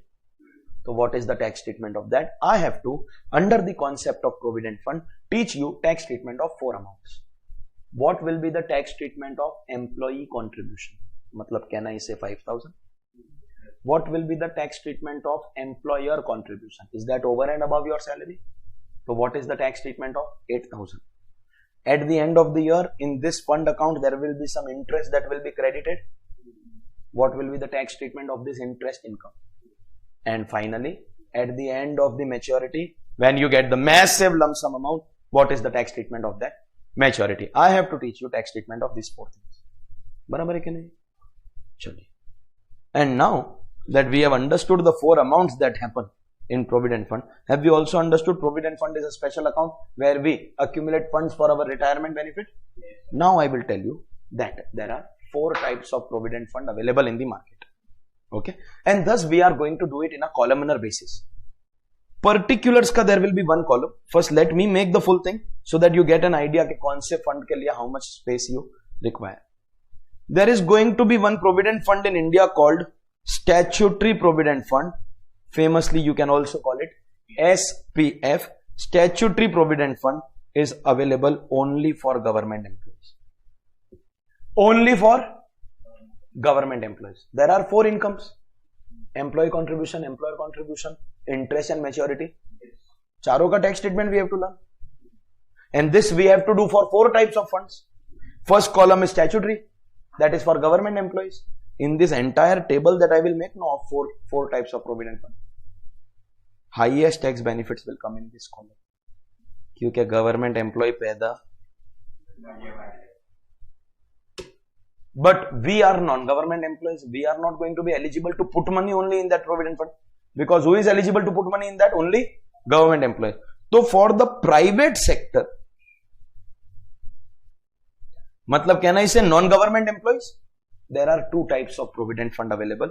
There is something called recognized provident fund, RPF. So no, if it is paid under the PF Act and you have registered under the PF Act, so it will be called recognized provident fund. Matlab you have done legal compliances of registration.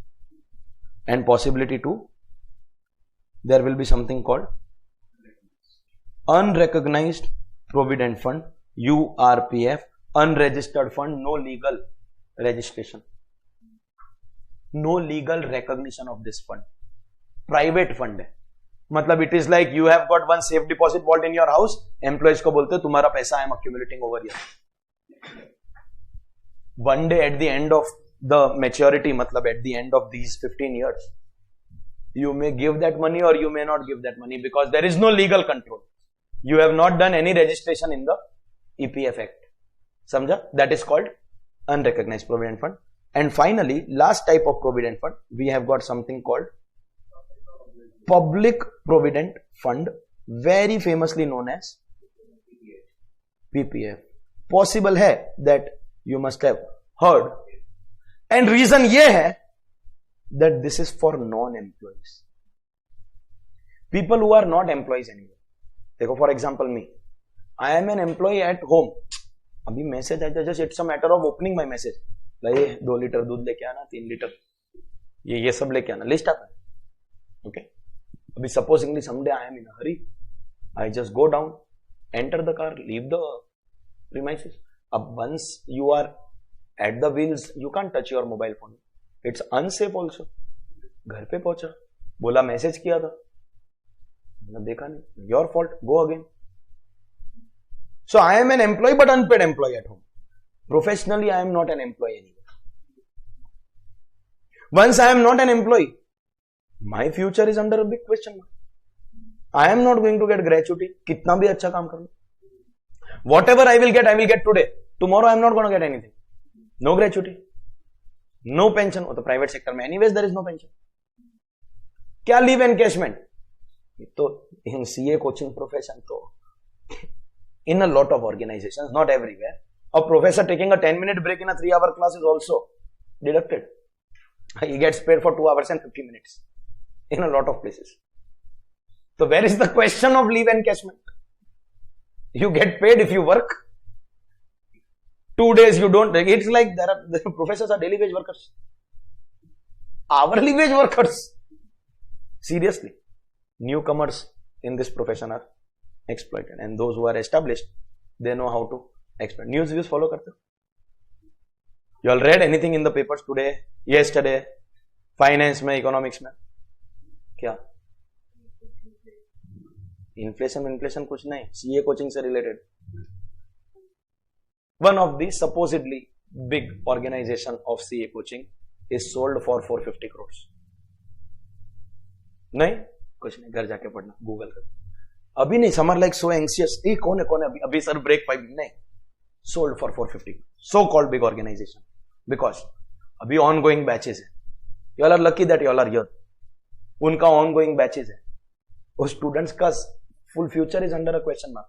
Organisation sold, owners have change. कल का lecture कौन लेगा, no one knows. But so called big organisation में ऐसा ही होता है. And most of those teachers, poor guys, are exploited.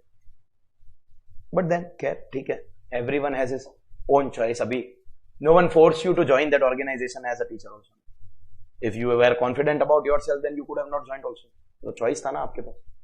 Once you join, बोला हाँ, I accept all your conditions, then they are going to exploit. So accept or don't accept at the beginning. Okay. Talk about these poor guys, the professors, hourly wage workers. So no gratuity, no pension, no leave encashment, no retirement benefit. मित्रों, आज मर गया ना तो tomorrow family will be on the road. So these professors don't have right to secure their future. Supposingly you are a practicing chartered accountant, मतलब you are running your own firm. So you are not a salaried employee. You have employees under you. Their future you will secure by taking registration, या unregistered भी हो सकता है. तो there is an option.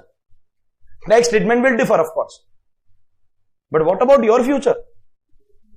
Those who are not employees anyway will contribute money in this fund. Those who are doing only business, only profession, they will contribute money in public provident fund, where the money will directly go in government account, and government will give you money at the time of maturity. But the only difference is, in this column there cannot be employer contribution, because there is no employer. Otherwise, in the remaining columns, what is going to happen? What am I going to teach you now? I am going to teach you tax treatment of statutory provident fund, but which is only available to government. I am going to teach you tax treatment of the two provident funds available in the private sector, which is recognized and unrecognized if you are working as an employee. And I am going to teach you tax treatment of public provident fund if the assessee is not an employee anymore. And when I say tax treatment, I am going to teach you tax treatment of 4 amounts. A, B, C, D करके. You want to guess which 4 amounts का tax treatment? Employee contribution. इसके लिए I will write self contribution. इसके लिए there cannot be employee because he is not employee anywhere. ठीक है. Employer contribution. इसके लिए not applicable. बाकी तीनों के लिए I will write. मतलब what is tax treatment of 5,000? What is tax treatment of 8,000? Guess करो third. What is the tax treatment of interest? And finally, what is the tax treatment of the lump sum amount that you receive maturity? मतलब 1, 2, 3, 4 करके 4 into 4. 16 blocks I have to fill and tax treatment of provident funds will get over. वो 16 में से 1 is already filled. In PPF there cannot be employer contribution, so it is not applicable. So 15 blocks effectively I have to fill, and we will learn tax treatment in India of Mitro, the various provident funds. So are we clear that in provident fund contribution there will be 4 types of amounts and 4 types of amounts in 4 types of funds? Which fund is applicable for whom? Statutory provident fund is for only government. So private sector can't contribute. Private sector has 2 options. Take registration to recognize, don't take registration to unrecognized. And those who are not employees anywhere, so public provident fund. One by one we will learn what is the tax treatment of the 4 things. You tell me words में which 4 things? सबसे पहले you want to take employee? I don't mind. चलो let's take employee contribution. But सुनो, for the last one I have to call it self contribution because he is not an employee anywhere. So it cannot be employee contribution. And can I say example is 5,000 wala amount? And that is why I did this example first for you, so that you can understand which amount I am talking about. What is the tax treatment? Let me remind you, this contribution you are making from your 50. इस contribution के लिए we will give you a deduction under section 80C which will fall in our deductions का chapter 6A. Chill karo, you all are inter students, you all don't know, I will explain. You have to wait. You have to wait. And come a little niche.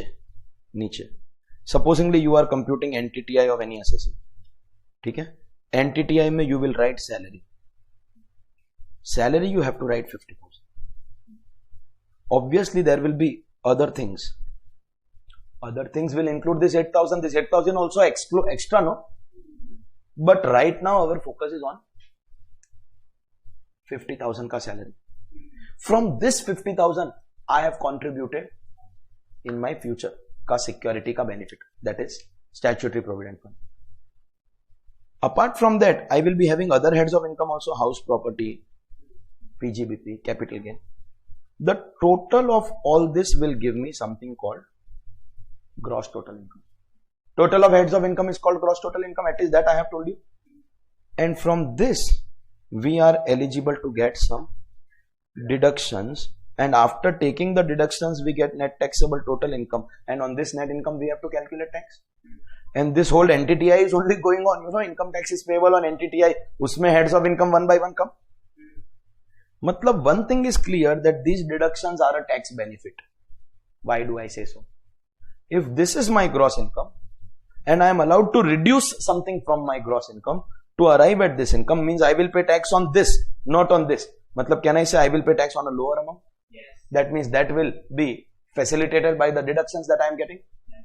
And here is that section in this deductions ka chapter. Matlab I have to teach you 5 heads, then clubbing, then set off, then we go to deductions. But in deductions ka section chapter, there is this section 80C which says employees ka contribution. Matlab which amount? 5,000 ke 8,000.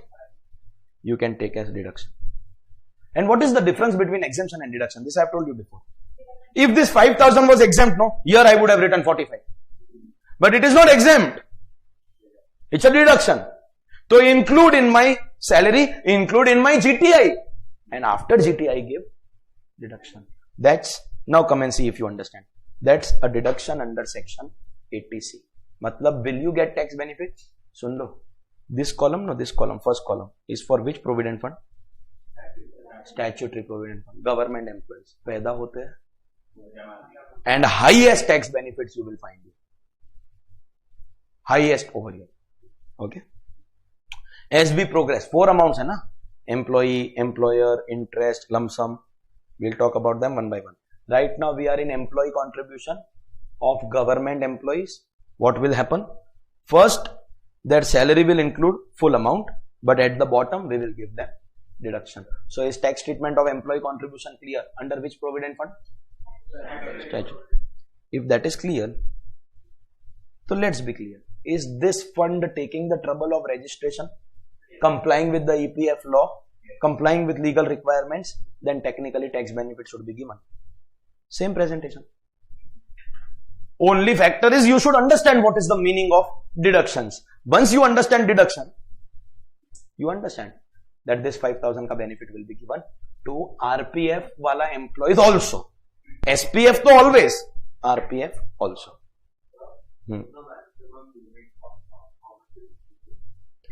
There is no maximum limit of contribution, but there is a maximum limit of 80C, 1,50,000, which is सिर्फ ये नहीं, 80C में along with provident fund there are near about 25-30 more payments. Have you heard of tax benefit on paying life insurance premium anywhere in your day-to-day life? If we pay life insurance premium, तो income tax में we get benefit. ऐसा बड़े बड़े bus stop पे they put hoardings, invest in our policy today and get 80. वो देखना, they have written 80C only. That life insurance also comes in this. Okay, provident fund का benefit comes in this. Supposingly I am private sector employee, so I have RPF, but I can also contribute in PPF. वो तो choice है ना. I want to make an investment, I contribute in PPF. तो RPF है, PPF है. If you take a home loan, उस home loan में you'll repay EMI. EMI में जो इंटरेस्ट होता है ना, वो हाउस प्रॉपर्टी में जाता है. इंटरेस्ट का डिडक्शन रहे, standard deduction, and the principal का deduction comes here. Home loan का principal, because you secured your future.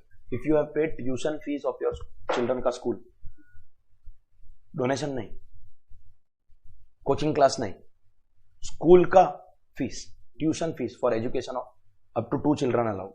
Children you can have anything, deduction any number, deduction of 2 allowed. All those 25-30 contributions together will be restricted to a total of 1,50,000. Okay, but that detailed discussion will happen in deductions ka chapter. Right now, if I am government employee and from my 50,000 I contribute 5,000 in SPF, I can take deduction. It will come in 80C. It will be aggregated with other payments of 80C and restricted to the total of 150. And the monthly payment contribution which you make has to be the same for it can vary.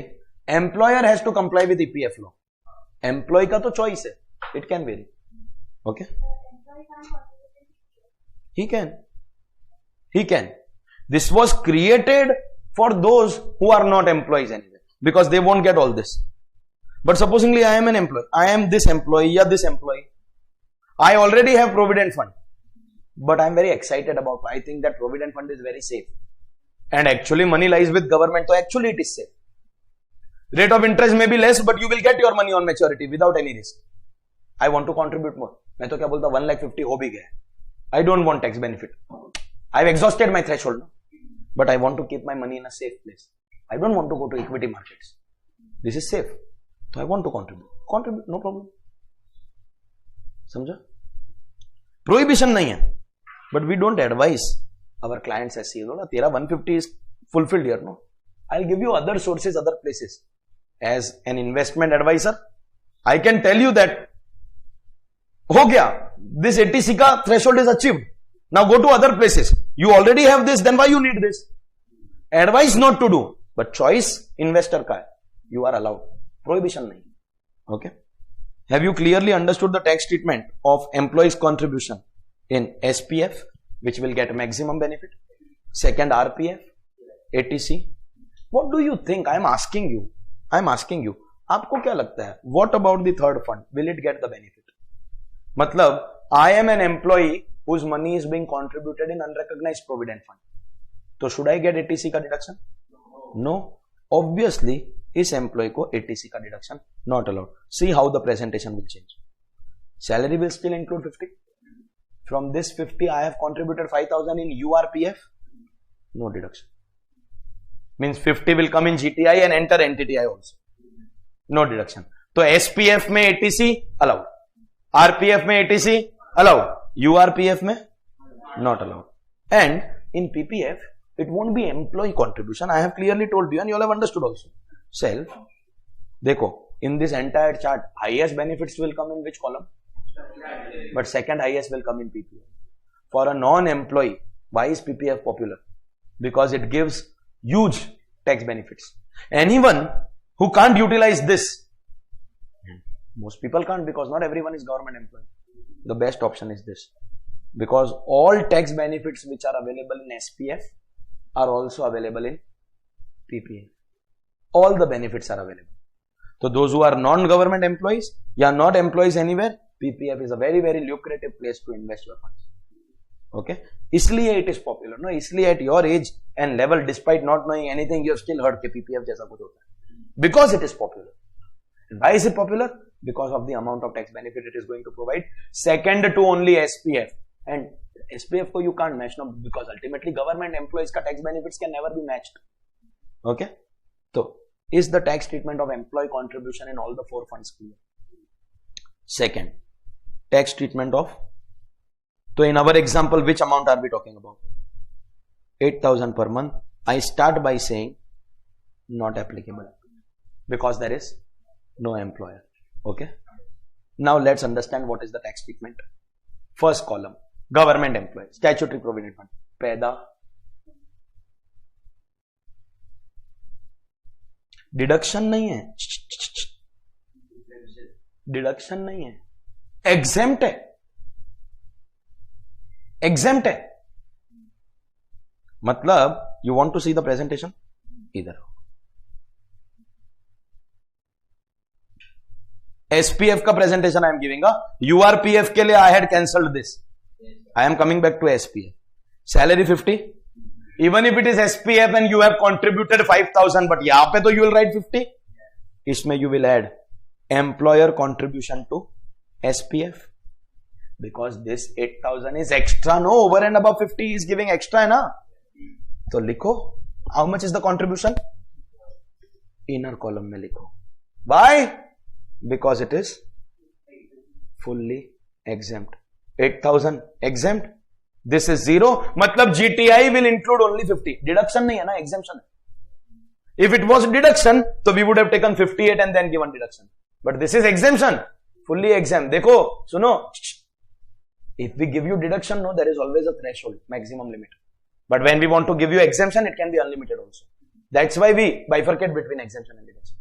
But your task is not over. यहाँ पे 50 will come. SPF है ना, तो this 5 also you have to minus. So effectively, finally only, despite getting monthly benefit of 58, taxable income में only 45 will come. 8,000 exempt and 5,000 deduction. सबसे ज्यादा tax benefit in this column.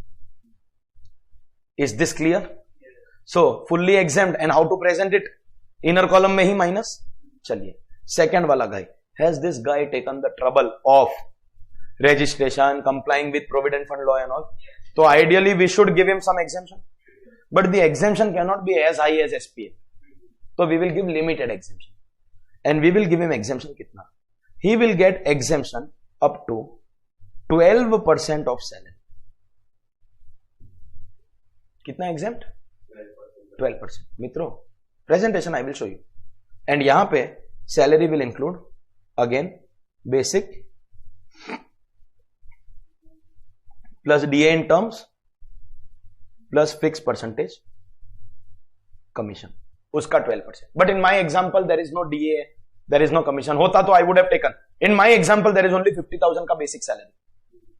How much is the exemption amount for RPF में employer contribution? 12%. कितना exempt है? 12%. But पागल की तरह don't apply 12% on 8,000. नहीं. So understand what will happen.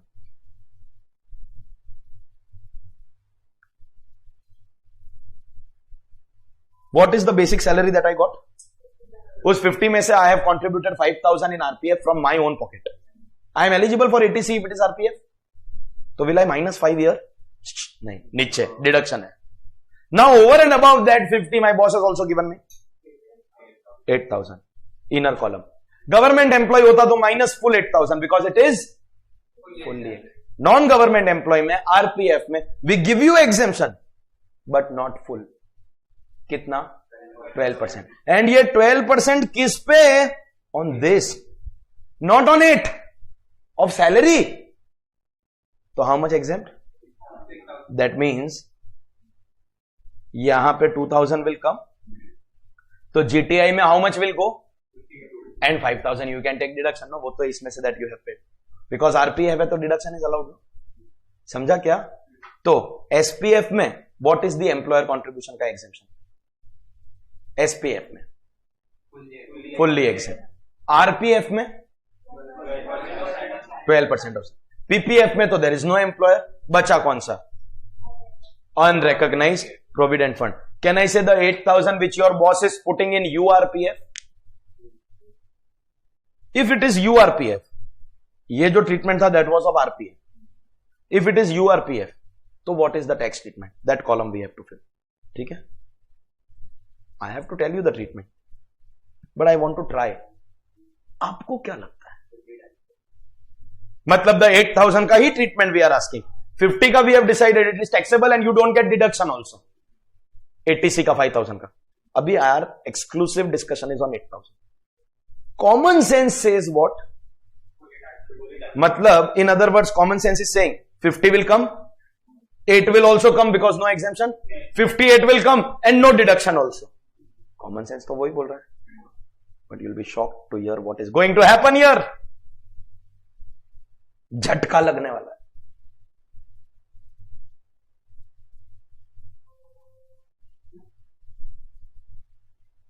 Fully exempt है.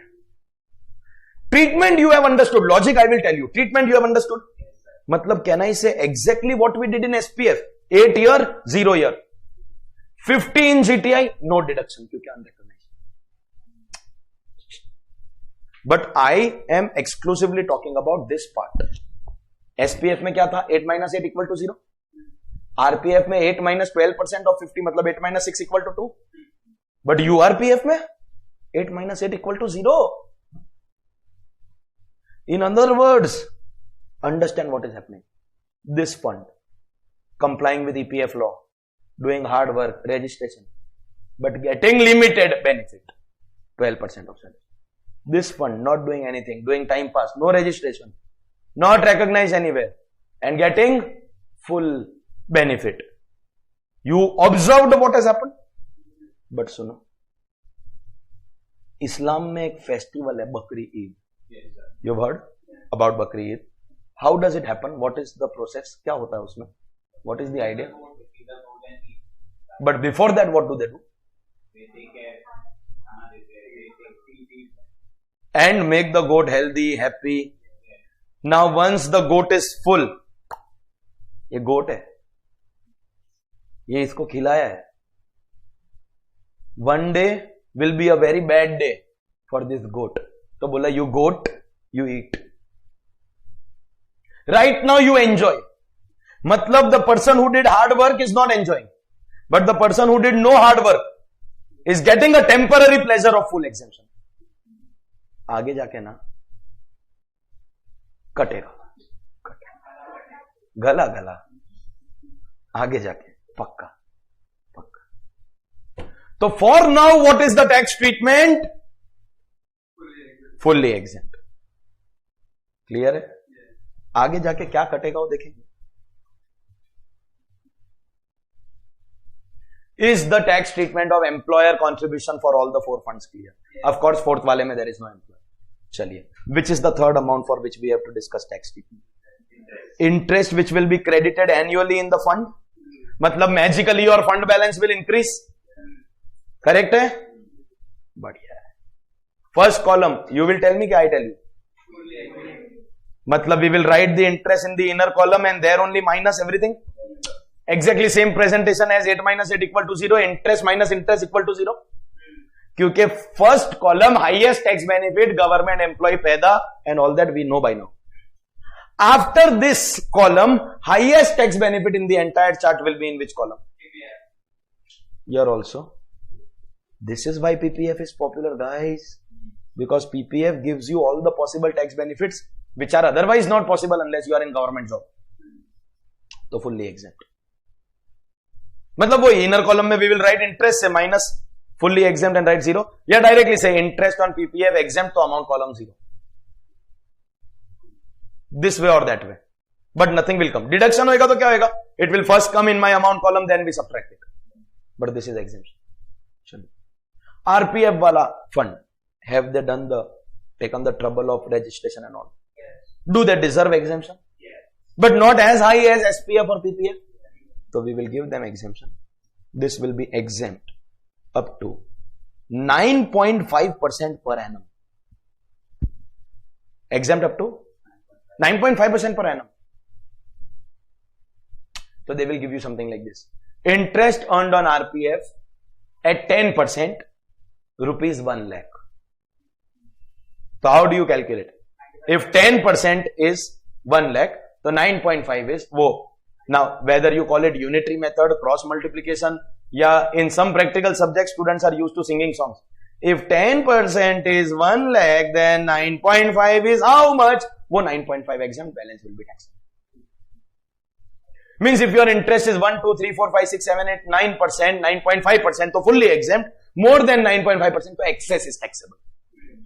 Excess over 9.5 will be taxable. So what we will do? Why SI something like this. We'll write 1 lakh in the inner column, minus 95,000, 5,000 in the outer column. So are we giving some exemption to RPF? Yes. But of course not as high as SPF or PPF. Chalo. Answer with common sense. URPF mein what do you think should be the tax treatment of interest? Common sense answer do. Common sense. Fully taxable. But that Bakri Eid ka logic. क्योंकि बकरा will be. तो अभी तू मजा कर.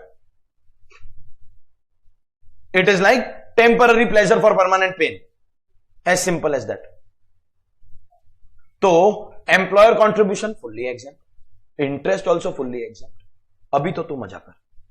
So is the interest का tax treatment clear?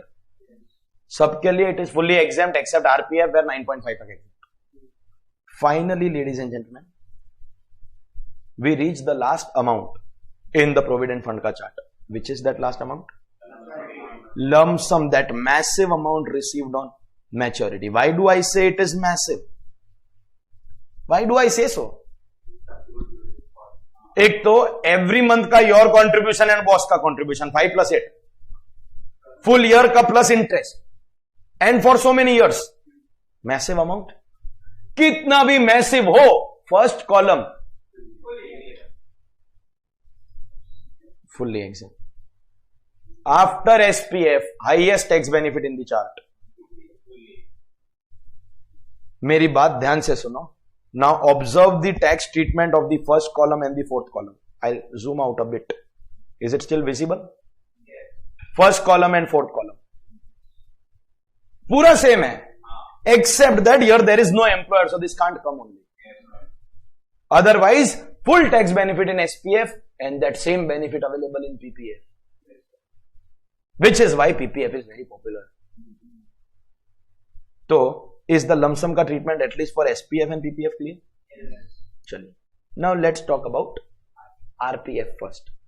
Okay.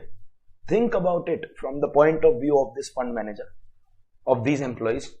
Have they taken the trouble of compliance with EPF law? Yes. Regular rules and regulations, form submission and all. But still all throughout their life they got limited tax benefit. तो principle में for example देखो, when we contribute we got ATC, but employer के contribution पे we got only 12% का exception. Interest में we got only. तो now you बोलते हैं ना कि temporary pain and permanent pleasure, तो ये this is going to be as rightly identified. Nothing is bigger than logic. No logic समझ गया तो great. No but subject to some conditions. I will make you write the conditions. अभी लिखवा देता हूं. You want this to remain. वैसे this was only to make you understand के interest क्या, प्रिंसिपल क्या, you want this to remain? तो तुमको चाहिए तो I let it remain, I write the conditions. For what? For RPF maturity to be exempt. मित्रों, SPF का maturity is exempt without condition. PPF का maturity is exempt without condition. And URPF तो अभी आएगा, बकरा तो अभी आएगा. But we are on which column? Second column. RPF fully exempt subject to some conditions. तो कौन सा कंडीशन? कंडीशन ये है that you should have locked your money in the RPF for minimum 5 years. You were putting money. You can't put money in 1 year and withdraw in the next year. That means that maturity is called a premature maturity. The premature withdrawal. If you withdraw premature, it will be taxable. You have to at least lock your funds for a minimum duration of 5 years. If you lock your funds for 5 years, ideally, maturity comes after 15 years. So 5 years will be by default compliant. But there are some people who withdraw money from their RPF because of some urgent need. 15 के पहले भी withdraw किया, then also fine, we will give you exemption. But 5 के पहले withdraw किया, so it will be taxable. So for tax exemption, your RPF money should be locked in for a minimum period of 5 years. But sometimes what happens? And in any industry, there is huge employee turnover. Sir, उसका मतलब? Sir, मतलब people leave their job. देखो, वो गया वो generation. There was a time when supposedly one person worked in a company for 30 years. उसके retirement पे the son also joined the same company in the same position. मतलब father का place, son is joining in that company. Private sector, government तो ठीक है, private में भी. And after 30 years, grandson is also joining the same company. मतलब 3-4 generations have worked for the same organization. One अलग level का nepotism. These days, loyalty is a big zero anywhere. My brother was working in, I have told you about my brother sometimes. Civil engineer, Mistri. Then did MBA. Doing MBA after engineering is same as doing Shraddh after death. No value addition, but you still feel good. He did MBA from where, I told you? Indian School of Business, Hyderabad, 40 lakh rupees for 1 year MBA. 40 lakh. CA coaching वालों को तो दया आ गया. He joined Amazon. पहले he was in Godrej Consumer Products, मतलब घर घर जाके he used to sell Good Night, Hit. MBA, no? Selling का काम. Then he left Godrej. He joined Amazon. Good progress. I said, wow, very good. Amazon he joined. And then, after 2 years, he left his job in Amazon and joined a company called Zepto. 10-minute delivery wala. Right now, he is working with Zepto. When he was leaving Amazon and joining Zepto, of course, our father never imposed anything on us. कि तुमको जो करना है करो. So there was out of question that I tell my brother that do this or don't do. I said, you are comfortable. He still asked, okay, I am thinking of, I am contemplating this. Shall I leave this company and join another? He said, your choice. What else will I say? Do what you feel like. Anyways, if I am going to suggest you something, you are not going to listen. Why do I waste my effort in suggesting also? I said, do what you want. But one thing I would like to tell you, Amazon is a seasoned company. International company. Reputed company hai. It is here to stay. It won't go anywhere. And with COVID, so Amazon only is going to thrive, survive. Zepto is a new startup. It is working. There are some investors who contribute funds. Oh, good. 50-100 crore rupees they contribute. And they are like 4-5 years tak, if there are no profits, then also fine. Most startups are loss making. They don't want to make profits. They want to first change your habits. Once your habits are changed, they will make money. What did Ola do? Starting mein, it was taking Vasai Virar, it was taking in 200 rupees. Now, मेरे घर से इधर आने के लिए, if I check Ola, it is showing 300 rupees for 3 kilometers. And this is a pain driving on this Elphiston wala Prabhadevi wala bridge. And I have heard there are proposals that they are going to demolish the Dadar wala Tilak bridge also. So if Tilak bridge is demolished before Delhi Road, jo lower Parel wala bridge hai, before that is ready, if Tilak bridge is demolished, तो Prabhadevi wala bridge to commit suicide. Because one car goes. It's a pain bringing the car here, but इतना सारा luggage लेके how do I come in a two wheeler? Plus अभी तक monsoon, it is like हे भगवान दिवाली में नए कपड़े खरीदू क्या रेनकोट खरीदू? नाउ दैट अभी monsoon is also not going anywhere, तो very risky to carry all my laptops on a two wheeler. And I ऐसे भी I never travel by two wheeler for work purposes. Two wheeler is only for leisure purposes. Driver I can not afford. Ola is showing 300 रुपया. Habit change हो गया ना. If I carry my 2 bags, go under the building, search for a taxi, it will consume 5 minutes. I don't have that patience. They wanted to change habits. They don't want to make money. I was not comfortable. I said, Zepto will survive for how long? Startup may work, may fail. We are only aware of successful startups. How many have failed? No one tells you about them. I said, after few years, what if there is no future? What will you do? He said, why am I bothered about few years? I have to leave in 2 years. Target is resume में every 2 years you should be at a new place. These days employees का criteria वो है, तो मेरे को 2 साल ही काम करना है to help with the company after 2 years. बस that's the target of employees these days.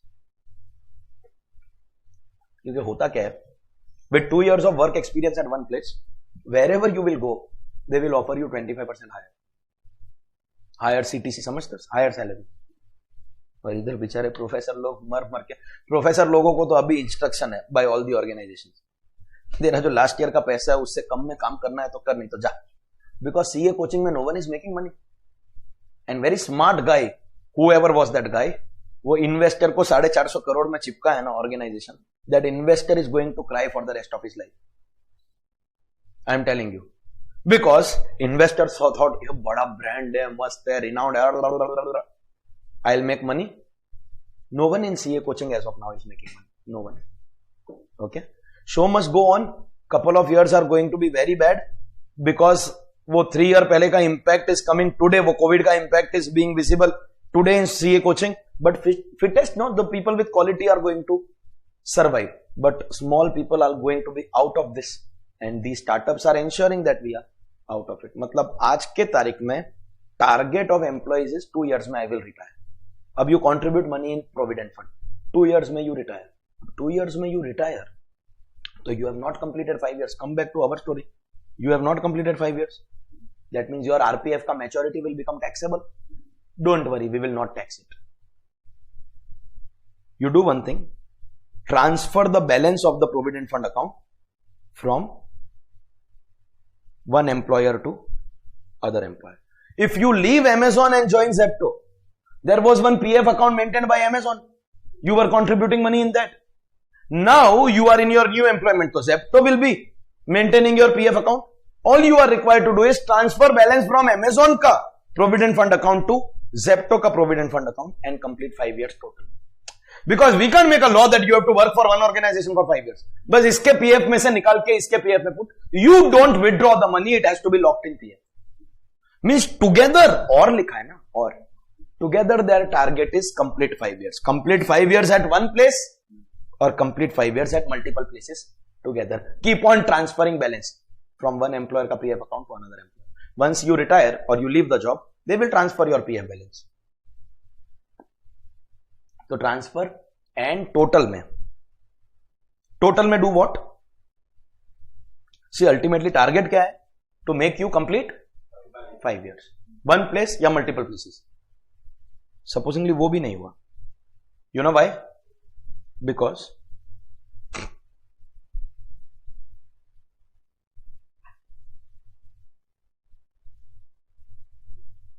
कैसा कैसा एम्प्लॉय गया तुम अच्छे से, that the employer had to shut down, lock stock barrel खत्म, टाटा बाय बाय, गया. Any Rahul Gandhi fan here? खत्म, टाटा बाय बाय, गया. The employer has shut down his business. Employees like you went, so what else could have happened? So 2 years you work, now he shuts down business.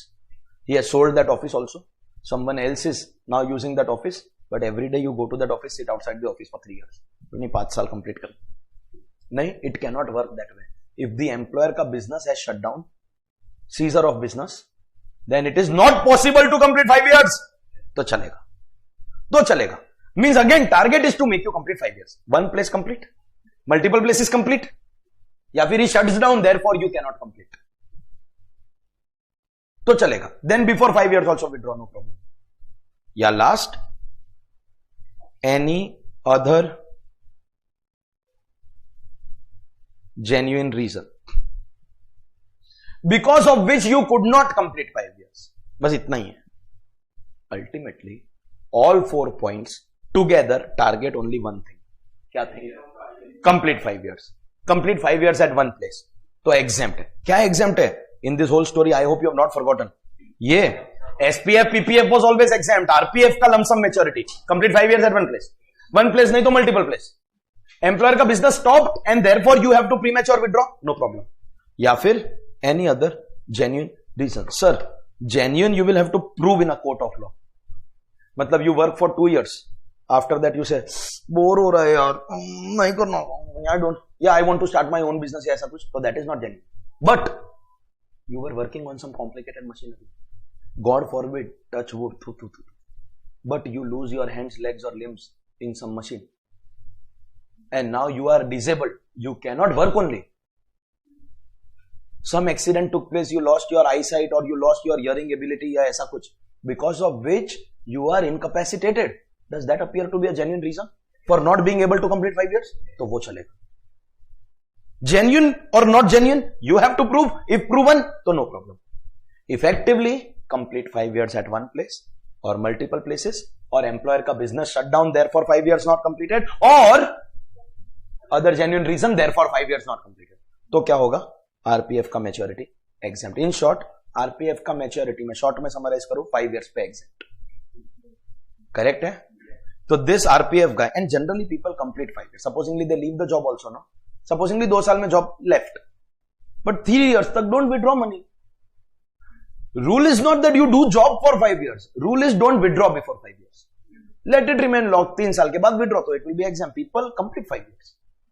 तो RPF guy who all his life took the trouble of compliance with the law but got limited exemption finally gets what he deserves, fully exempt, subject to that 5 years.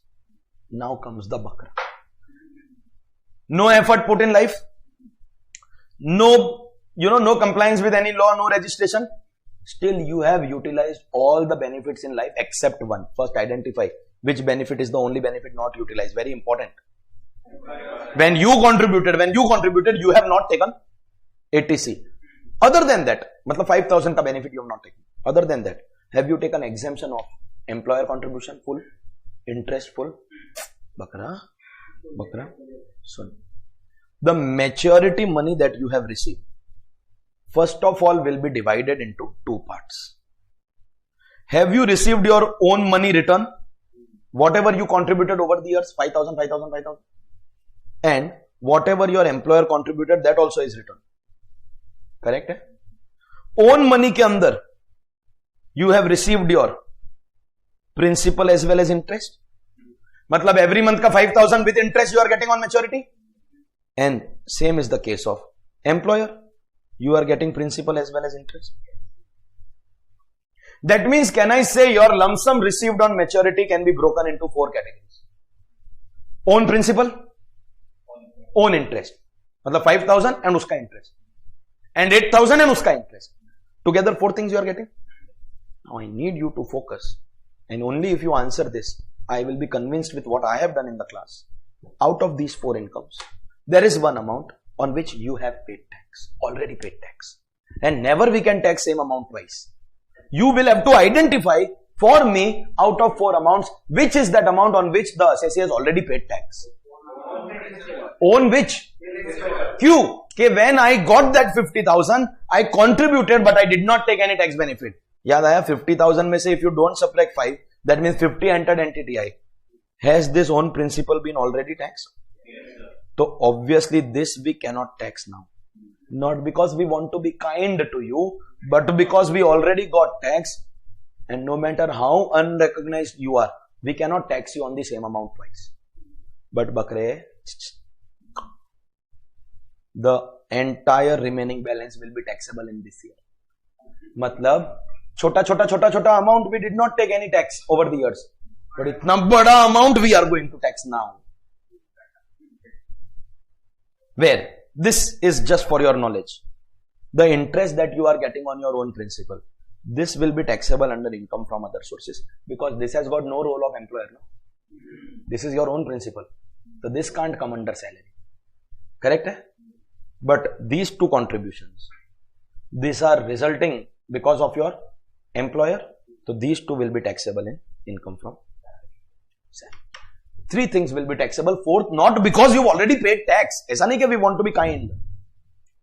समझा क्या? And whatever is contributed by your employer, that will go in salary. And interest on own contribution will go in IFOS. This is where the bakra will be. Sir, आप बोलेगा कि sir ऐसा कैसे? Ultimately, you are paying tax on the full amount here.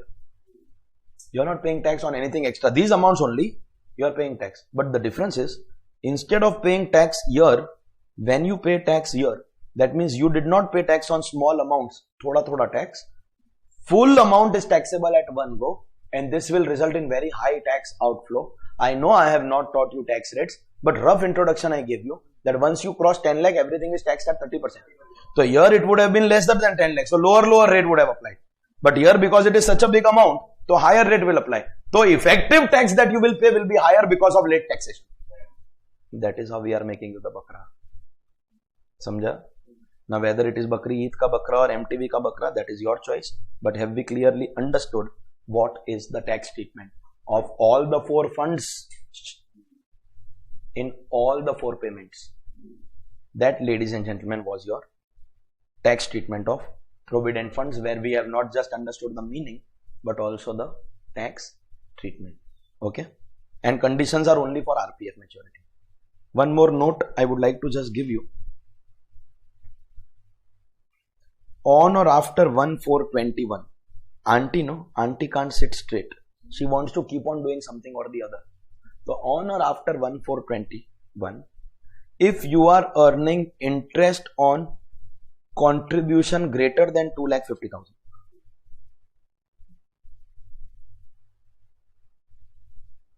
in SPF and PPF, first of all tell me how much interest is exempt. Fully exempt. But now auntie changed the rule that the excess will be taxable. Matlab, how much to contribute is your choice. If you contribute 1 lakh, you get interest on 1 lakh, exempt. Contribute 2 lakh to interest on 2 lakh, exempt. Contribute 3 lakh to you get interest on 3 lakh. Interest on 250 will be exempt, and interest on 50,000 will be taxable.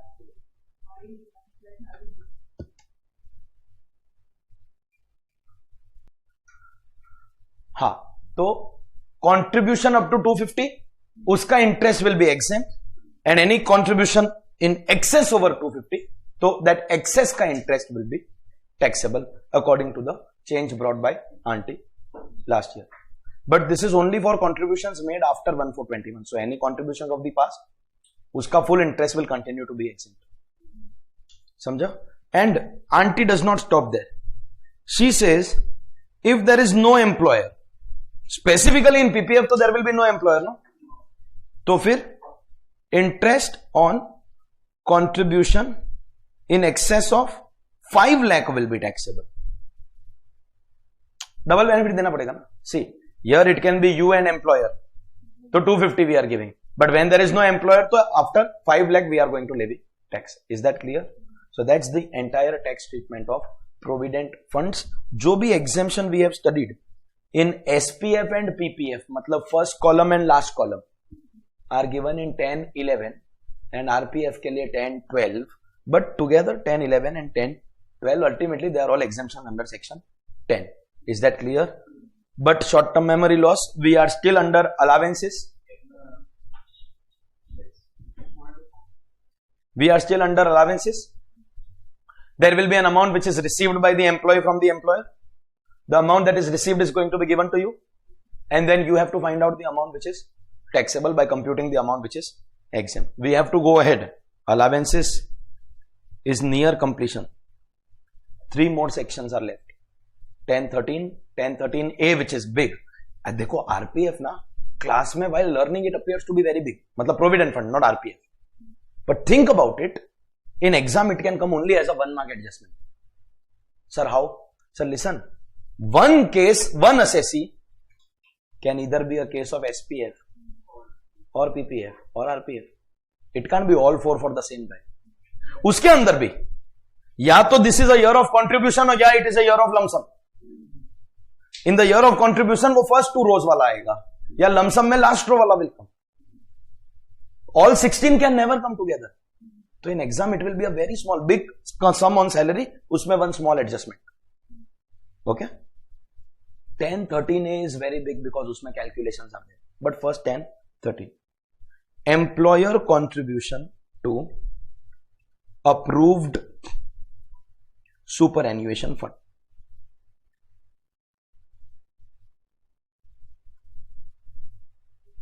Employer contribution to approved superannuation fund is going to be exempt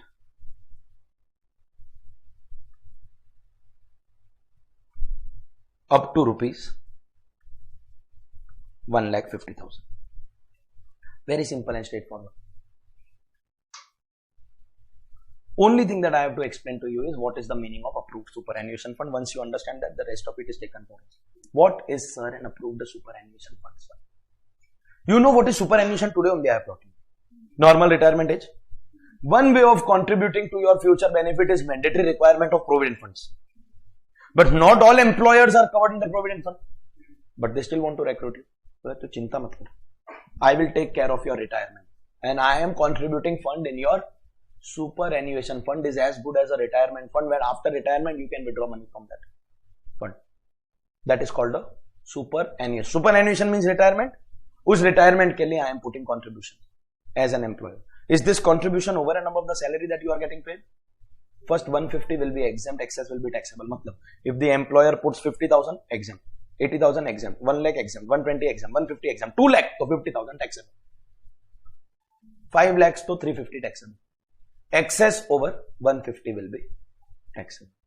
Of other points, can there be employee contribution also? From my salary, this employer is giving. You all know what is employee and employer contribution.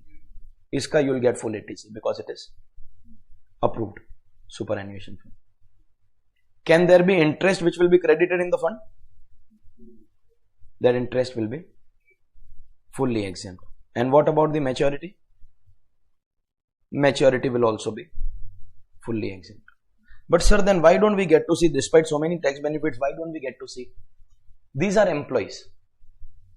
And most employees of our country are covered under provident funds. So for your retirement, your boss is already putting money in provident fund. You can't expect double benefit.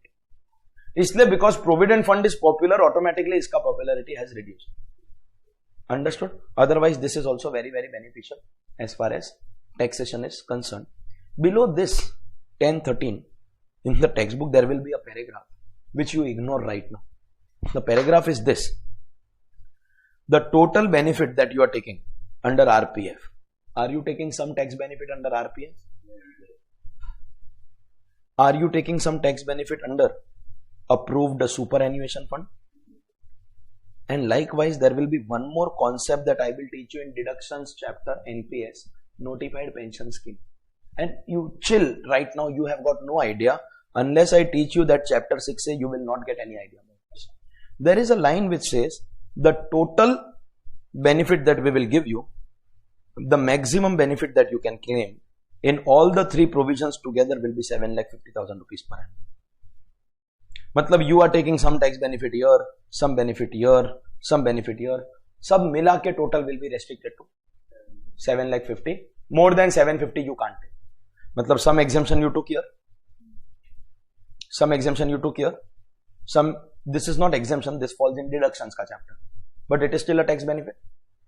All that total, if it crosses 750, तो excess का benefit will be denied.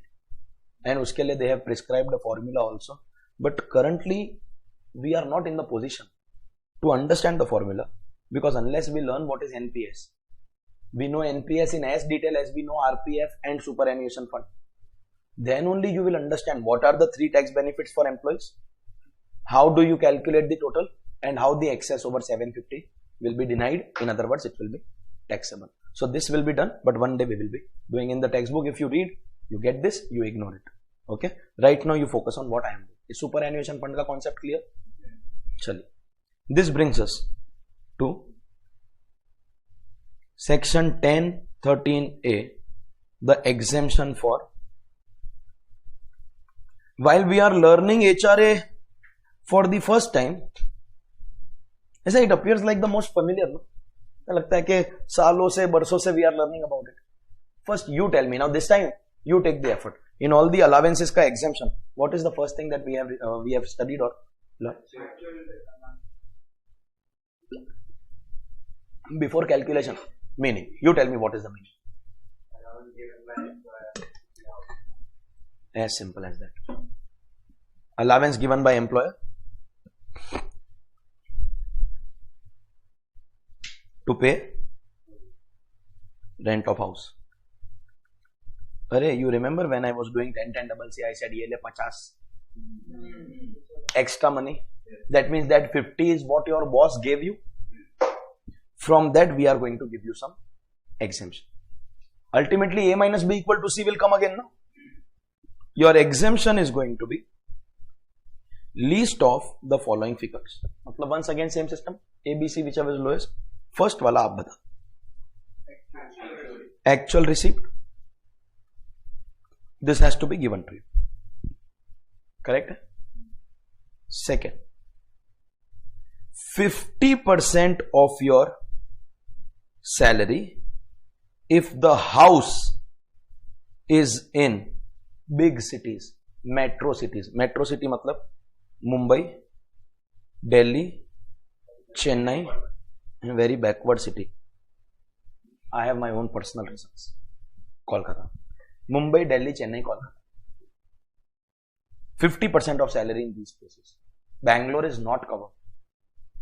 No other city is covered. Only the 4 big cities. Mumbai, Chennai, Delhi, Kolkata. 50% of salary if the house is in Mumbai, Chennai, Delhi, Kolkata. Or 40% of salary if the house is in any other place.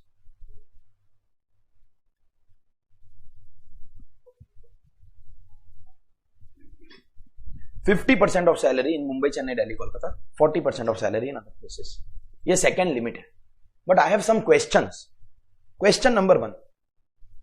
How many limits of HRA exemption I have taught you till now? How many are done? 2 ke 3? Be sure. Means some people think sir 1, 2 and 3. Nahi sir. 50 and 40 are mutually exclusive. Probability to option mein choda. If 50 then 40 won't come. If 40 then 50 won't come. Matlab one of them will come. Matlab till now we have completed only 2. Actual and percentage of salary. 50 ke 40 depends on the place. Is that first explanation clear? Second, I don't have to explain this to you. I just have to tell you that when we say salary, whether year or year, and what 2 things we will write in this note. Abhi aapko batana padega. Answer I will give you. हाँ बोलो क्या? Period and components. मतलब which period का salary and what components we will take in that salary. Correct है कि नहीं? Correct है? And third thing, देखो first thing we have done only 2 limits till now. Second thing, salary we will define by period and components like we did in all the cases. Third, Mumbai. There is a nearby city called Thane. Mitro, Thane is not in Mumbai. And we obnoxious townies, Thane is not in Bombay. Yeah. Thane is not Mumbai. Vashi, Navi Mumbai is not Mumbai. Mira Road, Bhayandar is not Mumbai. I wonder whether you South Mumbai people have even heard these names. Likewise, Delhi. Delhi is Delhi. But then near Delhi, there is a city called Noida, Gurgaon, Faridabad, Ghaziabad. Delhi has 70% UP border, 30% Haryana border. Gurgaon is in Haryana, Faridabad, Ghaziabad, Noida, Greater Noida, they are all in Uttar Pradesh. Ladies and gentlemen, Delhi ka metro goes up to Noida. Delhi Metro goes to Uttar Pradesh, just like Mumbai ka local train goes up to Virar and Thane. Kalyan and Dombivali, they are not in Mumbai. But there are people who do daily up down between these two places. Now understand, your boss is in Mumbai, BKC, Nariman Point, anywhere. Your office is over there. Okay? And your boss is giving you house rent allowance. You stay in Thane in a rented house. Boss is giving you HRA in Mumbai. You are paying rent of a house in Thane. Which city are you getting your HRA? Mumbai. So 50 के 40. मुंबई में HRA मिल रहा है. So very important thing to note that you have to see the place of house. Or do you want me to clarify? You don't have to see the place of work. You are interested in the place of house. Other way around होता. थाने में office and Mumbai में you are staying. तो 50. दिल्ली नोएडा, दिल्ली में office, Noida में house. 40. Noida में office, Delhi में house. Is that clear? We are interested in the place of the house. So second limit में I have taught you 3 things. एक तो अभी तक only 2 limits are done. क्योंकि 50 and 40 anyone will come. Second, salary we will define. And third, you have to see the place of house, not the place of work. Third limit, and there are 3 limits altogether. Rent paid. You have brains that with the HRA that you are getting, what are you going to do every morning? Agarbatti and ghanti? Nahin. You pay rent, no? Get HRA, pay rent, get HRA, pay rent. Rent paid minus 10% of your salary. In words they say, the exemption will be restricted to the excess of your rent paid over 10% of your salary. Matlab what they mean to say is, in any city, any place, you should not spend more than 10% of your income for paying rent. If you spend more than 10% of your income, so the excess we will give you as exemption. Nahi samjha? More than 10% of your income if you spend to excess. How to calculate that excess? Total rent paid minus 10%. And salary, that only. What we will compute in note 1.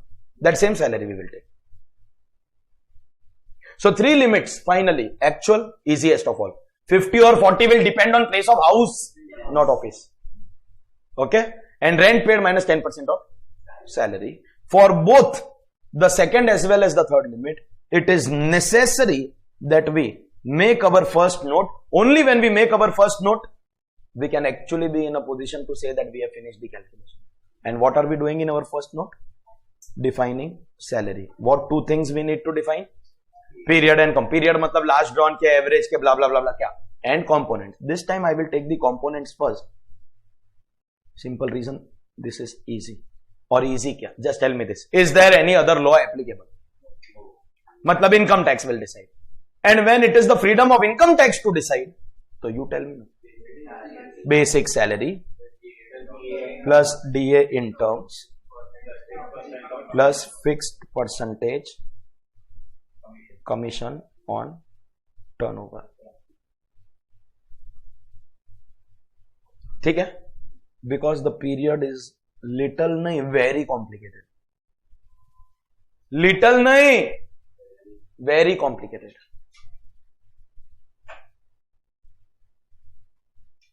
When I will speak, then I will explain. They say that period for which the house was taken on rent. That period for which the house was taken on rent. That period you have to take with the specification that you will ignore any advance or arrears of salary. That period for which house was taken on rent, ignoring any advance or arrears. Advance salary क्या होता है, you know? Next year का salary received in the current year. In computation of salary, income will be taken. Here they are saying ignore. इसलिए I am asking you. When we are computing salary, income will be take advance salary. Yes? Because salary is taxable on due or receive, whichever is earlier. So next year ka advance salary received will be taxable. But for this exemption calculation, it won't be taken. Only for this exemption calculation we are ignoring. Confusion नहीं चाहिए. Salary का taxability arises when it becomes due or it becomes received earlier. So advance received for next year, is it taxable income of the current year? Yes, sir. But it won't be taken for this calculation. Likewise, what is arrears? Arrears is past year का salary received now. मतलब we don't have to take next year का salary and we don't have to take last year का salary. We have to take current year का due basis का salary. वैसे that is not how we tax our salary income. How do we tax our salary income? Due or received, whichever is earlier. But for this exemption purpose, we will take due basis का salary. And which period का salary? For the period for which you took your house on rent. The logic is what? You are going to take rent paid here. It is possible that you took a house on rent for the full year, so full year का rent will come. तो salary भी take full year का. The period for which you are paying rent is the period जिसका salary you will take. And in that period, what things you will take? Basic DA in terms and percentage commission. Supposingly, you have taken a house on rent for the full year. So rent will be of the full year. तो salary भी take off the full year but not the taxable salary, क्योंकि taxable salary में तो next year का advance is also included, due basis का current year का salary. And in that what all components you will take 3, वो तो पता है ना. But if this is for full year, take this also full year. Now I will complicate it. पहले easy वाला बता. Rent is for full year, तो take salary also full year. And full year में क्या क्या you have to take, that is clear. And next year का you will have to take for taxable income from salary but not for this calculation. ठीक है. Supposingly अप्रैल से लगाकर सितंबर तक you stayed with your parents and अक्टूबर से लगाकर मार्च तक you stayed in a rented house. Boss is giving you HRA every month. HRA received will be every month, but अप्रैल से सितंबर में there will be no rent. You will take rent only from October to March, तो salary also only October to March. And in that what will you take? October to March का basic, October to March का DA in terms, October to March का percentage commission. Is that clear? मतलब that period for which you have paid rent, because if you observe the third limit, rent किस period का include किया, only that period का salary also will be taken. ठीक है. Another complicated possibility. April you stay with parents, मई में you pay rent. June you stay with parents, जुलाई में यू पे रेंट. अगस्त में with parents in their house, सितंबर में यू पे रेंट. मतलब during the year 6 months with parents, 6 months rent. तो you have to take salary of 6 months. You can take any 6 months, only those 6 months. मतलब अप्रैल नहीं but May yes, जून नहीं but जुलाई yes. That period for which you had taken a rented house. और shall I say this, rent paid किस period का you are including, salary भी that period का you have to take. And in that period what components, that we have already answered. Understood what is the period here?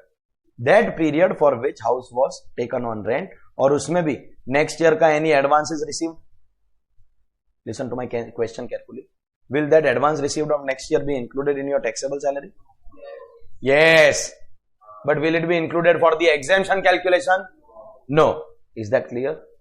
Period वाला part, तो whichever period का rent is there, that period का salary में 3 components you put it. That was my first note.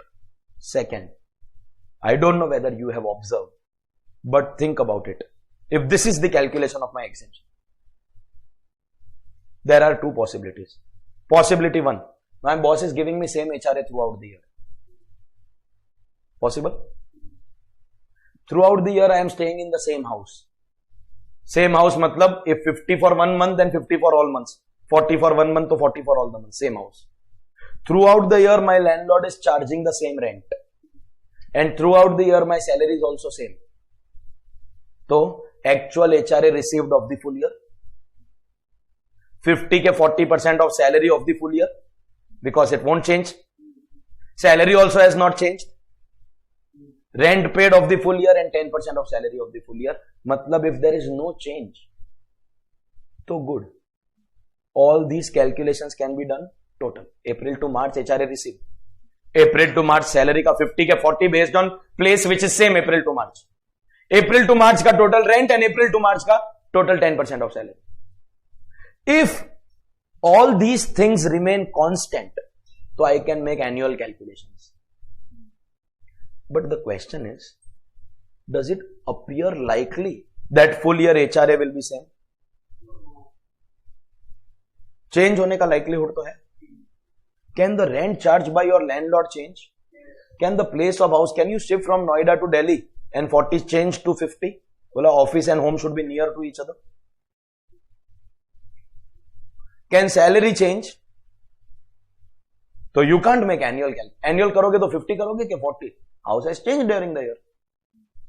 You can't make annual calculations. Is that understood? In that case, बहुत बड़ा drama is going to take place. But the drama is this: April का HRA received. April का location देखो 50 के 40. That apply on April का salary. April का rent paid and April का 10% of salary. So April का A, B और C whichever is lowest, April का exemption. Actual received minus exempt equal to taxable. And do this process 11 more times. बोले आओ क्योंकि साल में 12 महीना हो. तो calculate exemption on a month basis. There is no other option. So what am I trying to say in my second note? If the following remain constant,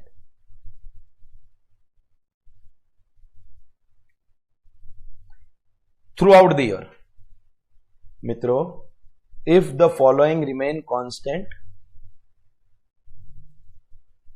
throughout the year, क्या?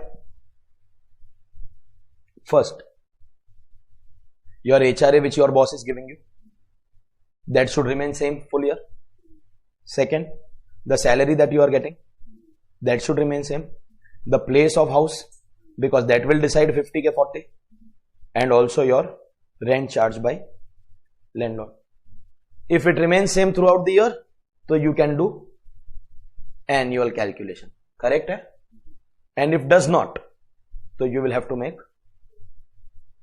monthly calculation. If they remain same to annual calculation, otherwise you will have to do monthly calculation, but calculation is going to be this only. Whatever be the increase in work, this is going to be remain same only. A, B or C, whichever is lowest. Correct hai?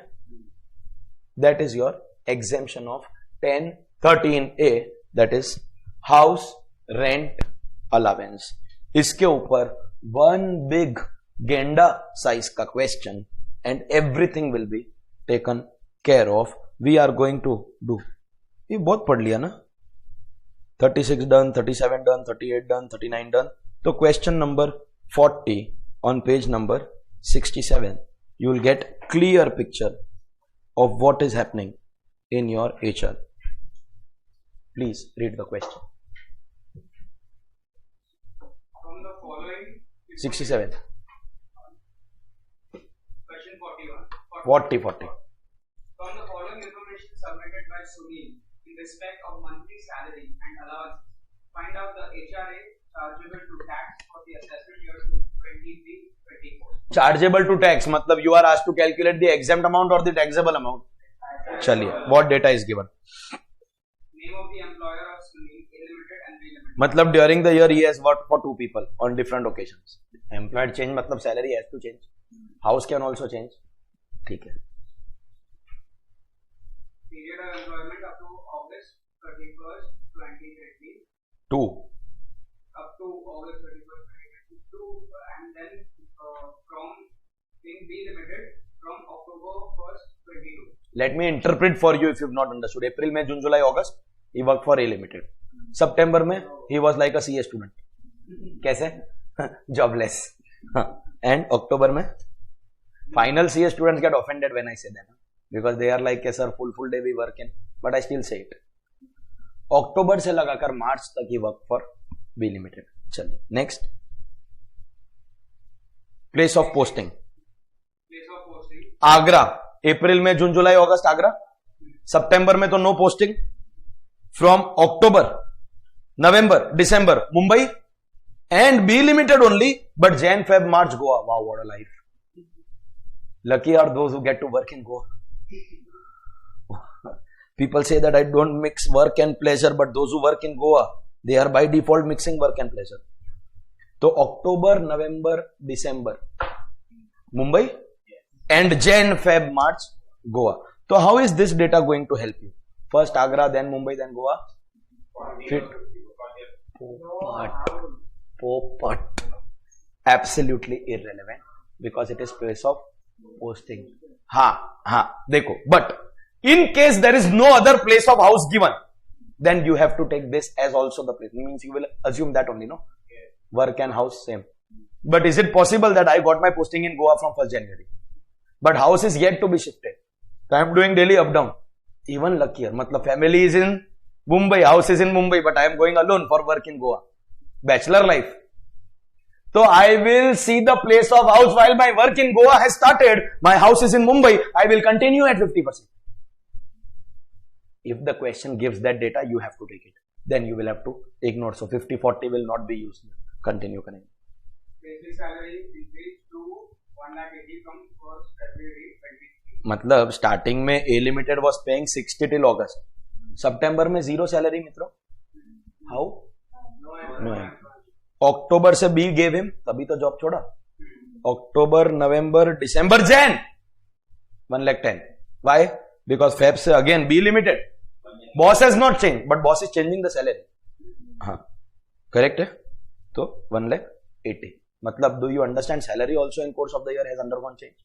Very good. Next. House rent allowance received. A Limited was giving 30,000 till which month? August. And B Limited is giving 56 from October. Remember that September he is jobless. Then rent paid at Agra from April to September. Mitro, this is the place of house. April, May, June, July, August. Place of house Agra 40%. So no. September में there was no job. मतलब he was not sleeping on footpath just because Agra में there is no Salman Khan. September में he was in Agra. So we will take house मतलब Agra में house. 40% of zero salary, no? तो zero. वैसे भी HRA received also is zero. If received is only zero, exempt will be zero. September के amount में everything will be zero only. But he has a house. मतलब you need to know that. ठीक है. And from October, Bombay is Mumbai. You don't belong to political parties ना. काय रे काय मस्ती आली तुला कसं मुंबई सांग नहीं बॉम्बे मुंबई. तो October, November, December, house in Mumbai, work in Mumbai, 50%. Jan Feb, उठ रे सोगा उठ. Jan Feb, house Mumbai, work Goa. क्या लोगे? 50 or 40? 50. Jan Feb also 50. Finally Goa में family also shifted तो freedom थोड़ा सा कम हो गया. But that last month के लिए we will take 40%. मित्रों, you have got no choice or option, but you will have to calculate this exemption for every month separate. This is your question number 40, page 67. Hey, overexcited people. You will have to make one big particulars column and 13 amount columns. तो 13 कैसा 12 ही महीना होता है नहीं, total भी लेना पड़ता है ना. तो 11 12 months plus 1 13 for total. तो either you take a double page. Okay, one page में आपकी नोटबुक में 13 columns won't come. Double page or rotate your book and do horizontal. Whatever you are comfortable. I am not a space manager here. कि इतने में trading account हो जाएगा कि इतने में P&L. I don't know how to do that. You have to make 13 amount columns. How you manage that is your problem. We will have particulars and 13 column. Particular has to be a little big. Yes. 13 columns for writing amounts.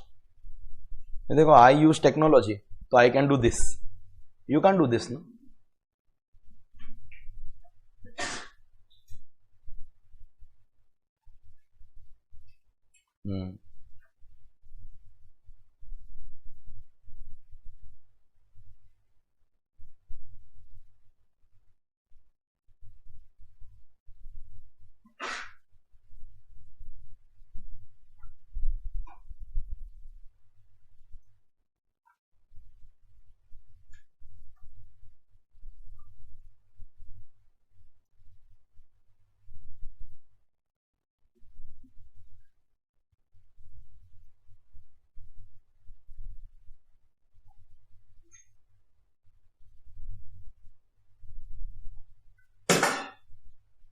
थोड़ा थोड़ी मत करो, you have to make columns and rows, उसमें there is no need to throw things here and there.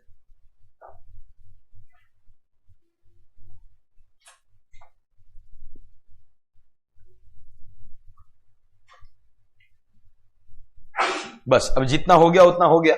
Now be with me. Question is asking you to calculate what?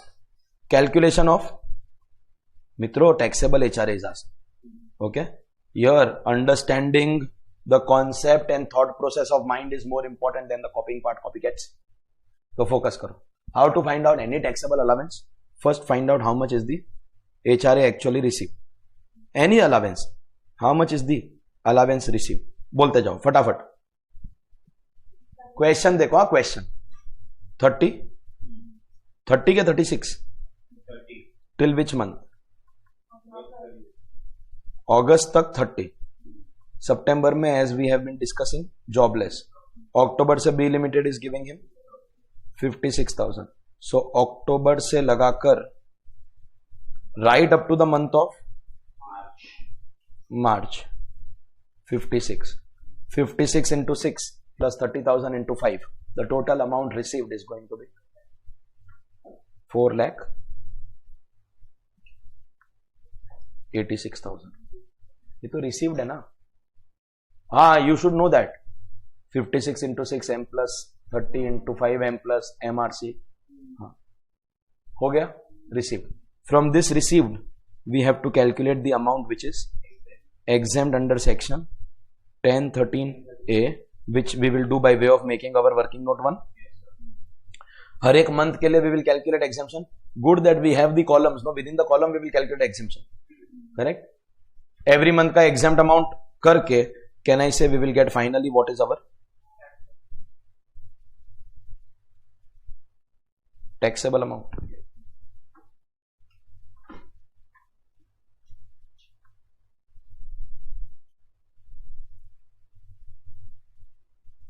And now we have to just make our working note 1 year and find out the exemption under section 1013A, which is going to be least of the following figures.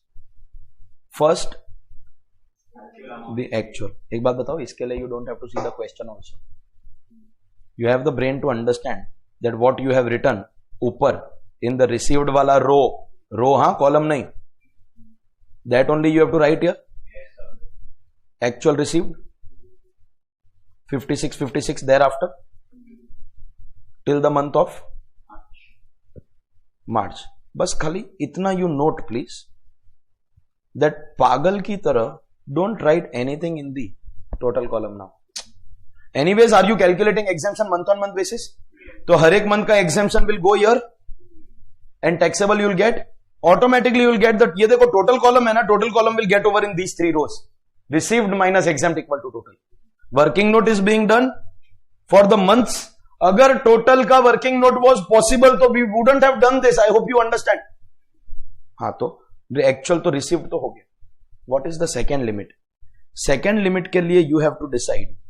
It can either be 50% of salary or it can be 40% of salary. That will depend on the place of house. अब आप फटाफट बोलते जाओगे that when the year started, where was the house? Agra. That means my answer will come in which row? 40 वाला row के 50 वाला row? That means do you understand 50 वाले row में I am putting a blank so that I know whatever be the salary I am yet to compute, but I will write in which column or which row? 40 वाला row, 50 वाला will be blank. Right up to September. भले September में there is no salary, there is no HRA, but presentation के लिए we are doing it. ठीक है, चलिए. Now we are in the October वाला row. October वाले row में observe carefully. Where is the house? Mumbai. That means my answer will come in 50%. मतलब 40 के सामने can I put a dash? October में dash, November में dash, December में dash. Jan में तो गोवा हो गया ना, तो house is still in Mumbai, तो 50 में आंसर विल कम, 40 में डैश विल कम. फेब में where is the house? Mumbai. तो 50 में आंसर विल कम, 40 में dash will come. But only in the last month March house is in Goa, तो 40 में answer will come and 50 में dash. मतलब salary मिलते ही I will be able to complete the second one. I am only waiting for my salary to get done. आप समझा क्या? I am only waiting for my salary to get done. Once my salary is done, I know के 50 है के 40. I have already left space where answer will come and put a dash where answer will not come. Okay, but salary के लिए नीचे एक काम करेंगे. In this particulars only note two करके salary we will write down हर एक month का what is the salary which is readily available that way in the question. नहीं भी लिखोगे तो it is fine. Okay, but will just write it. And what is our third limit? Rent paid minus. Can I say this 10% of salary is the same salary which we are going to write in our working note 2? एक काम करेंगे, in working note 3 we will write down the rent also that we are paying. तो what do you have to do? Pick up the amount in working note 3 and from that subtract the amount in working note 2 with 1 0 less. Correct hai?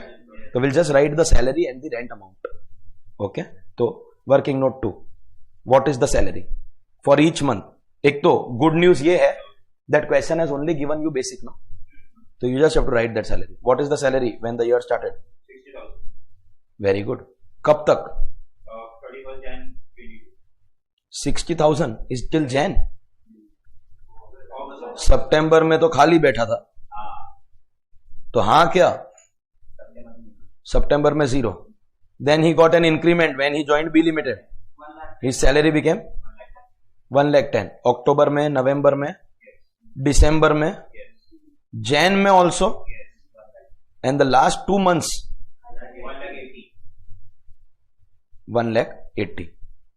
एक बात बताओ क्या? Now that you have done this, do one thing no, come and complete your 40 के 50% वाला amount also. For example, salary is done. First, I think 6 months तक 40 के सामने you have to write the figure. तो do you understand? इस 40 के सामने I am writing the answer 24,000. 60 का 40%, salary का 40%, 24,000. September में it will become 0.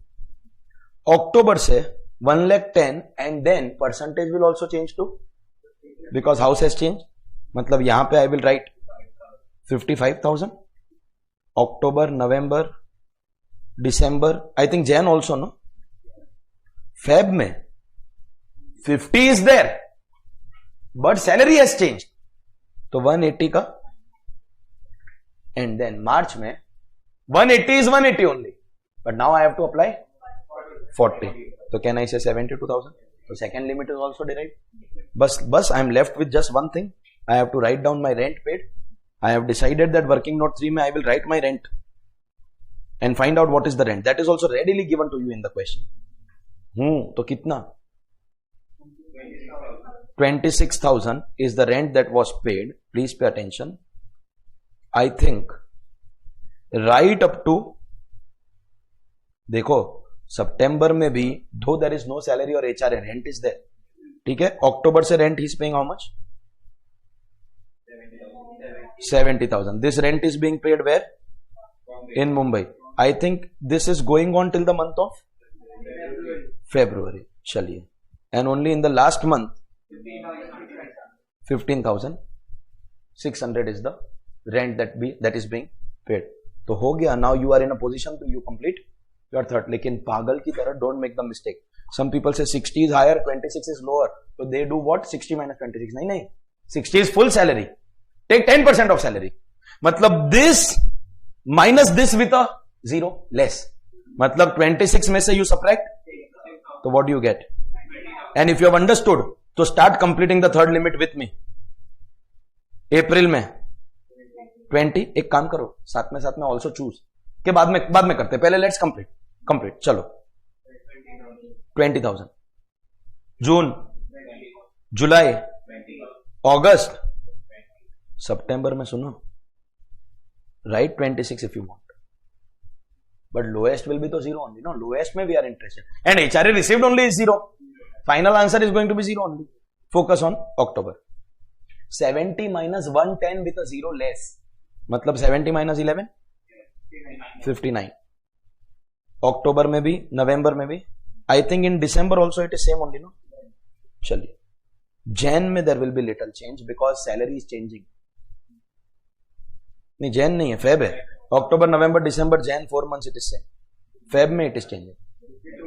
This time it will become, and मार्च में ऑब्जर्व करना carefully. 15,600 minus 18,000. Negative you can't right. You can't right. Negative का मतलब my lowest amount is coming as negative, and this system we have studied. ऐसा नहीं, don't be surprised if the answer is coming as negative. That means there is no exemption, because you can't give negative. Lowest choose करोगे तो it will come to negative, and negative cannot be an exemption. Worst case क्या होगा? Pay tax on the full amount, but you can't take negative exemption and increase the taxable amount. So this no exemption. ये तो इधर ही answer हो गया. Now let's for the other months choose. फटाफट choose. 20.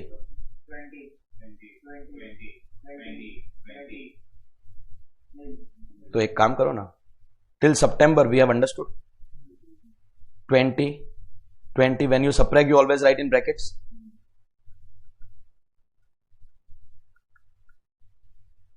September में 0. That means you get taxable of 10,000 up to August. September में तो received only nothing, तो taxable will also be 0. चलो let's go for the other months. Choose करो.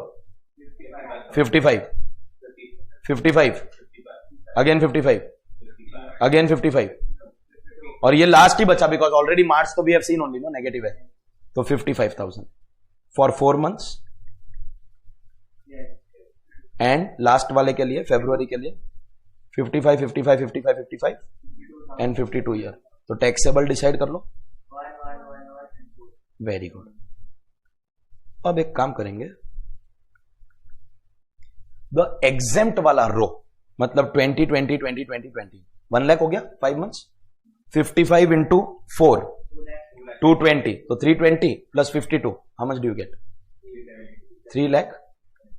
And don't be ज्यादा होशियारा sir. 486 1 lakh 14 नहीं, taxable वाले रो का भी टोटल मारो. You understand? इंटरनल चेक हुआ है क्या? ऑडिट पढ़ा है? Internal control, internal check. Check yourself. Take the total of the taxable वाला row. 10,000 into 5 50, 1,000 into 4 54, 54 and 4 58, 58 and 56 1 lakh 14. And does it match with your 486 minus 372? मतलब हम लोग right है, मतलब we are on track bro. मजा आया everyone? Well ladies and gentleman, that was your 1013A का calculation. I think this one sum is good enough to take care of anything of 1013A. I'll tell you, we have solved 12 sums of 1013A. Figures are different, तो 12 sums हो गया ना. That's your 1013. Everything is clear. And if you observe, working note also is clear. Of course, you are going to take the PDF, तो आपको ये पता चल ही जाएगा. Have you all understood the way of solving? Yes. So if they want to ask an exclusive question of 1013A, it will be like this. But generally what happens, HRA comes as a part of a big salary ka sum. So then they will give you annual figures. Then they will make it easy for you. Is it clear everyone? Maja aaya? Congratulations. Excellent. That was your provision of 1013A. No problem. With this, we are almost near the completion of allowances. No lecture you have after me. I am making for you a small, ये summary बाद में करता हूं, क्योंकि summary can be made only after you do the last exemption under allowances. Ladies and gentlemen, we are done with allowances. Only one last provision. 1014 other general exemptions.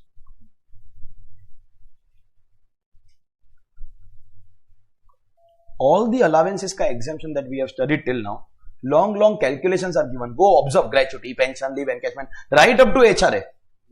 But now we want to make it a little easy for you. Very late, well, but now they say कि बस हो गया. Now we are giving you general exemptions. We will divide these allowances into 2 categories. Category 1, where your exemption will be equal to the amount that you have spent for official purposes.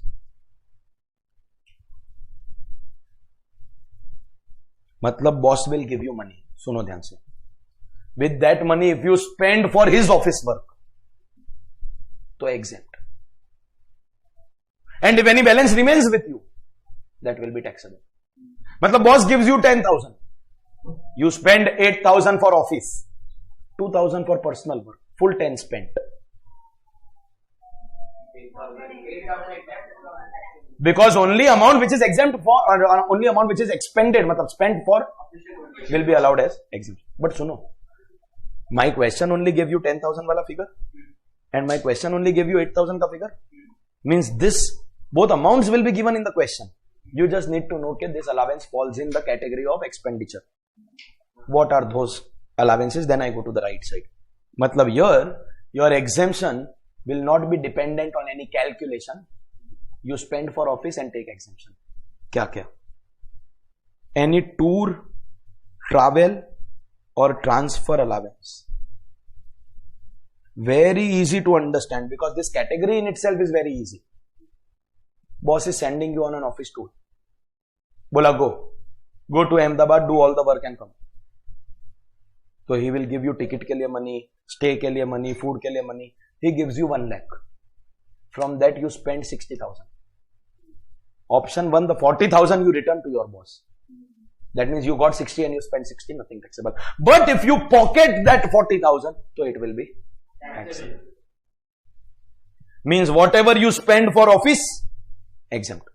60,000 का खर्चा. अच्छा, when you were in Ahmedabad, 60,000 you spent for hotel, food, वो सब, office work. 40,000 का you did shopping. Hey, hello, Ahmedabad. Shopping. 40 will still be taxable. Only whatever is spent for office. But did you observe? Question will give you 1 lakh as well as 60. You just need to know that it falls in this category. Very good. Second, helper allowance. Boss is giving you some big project to work on.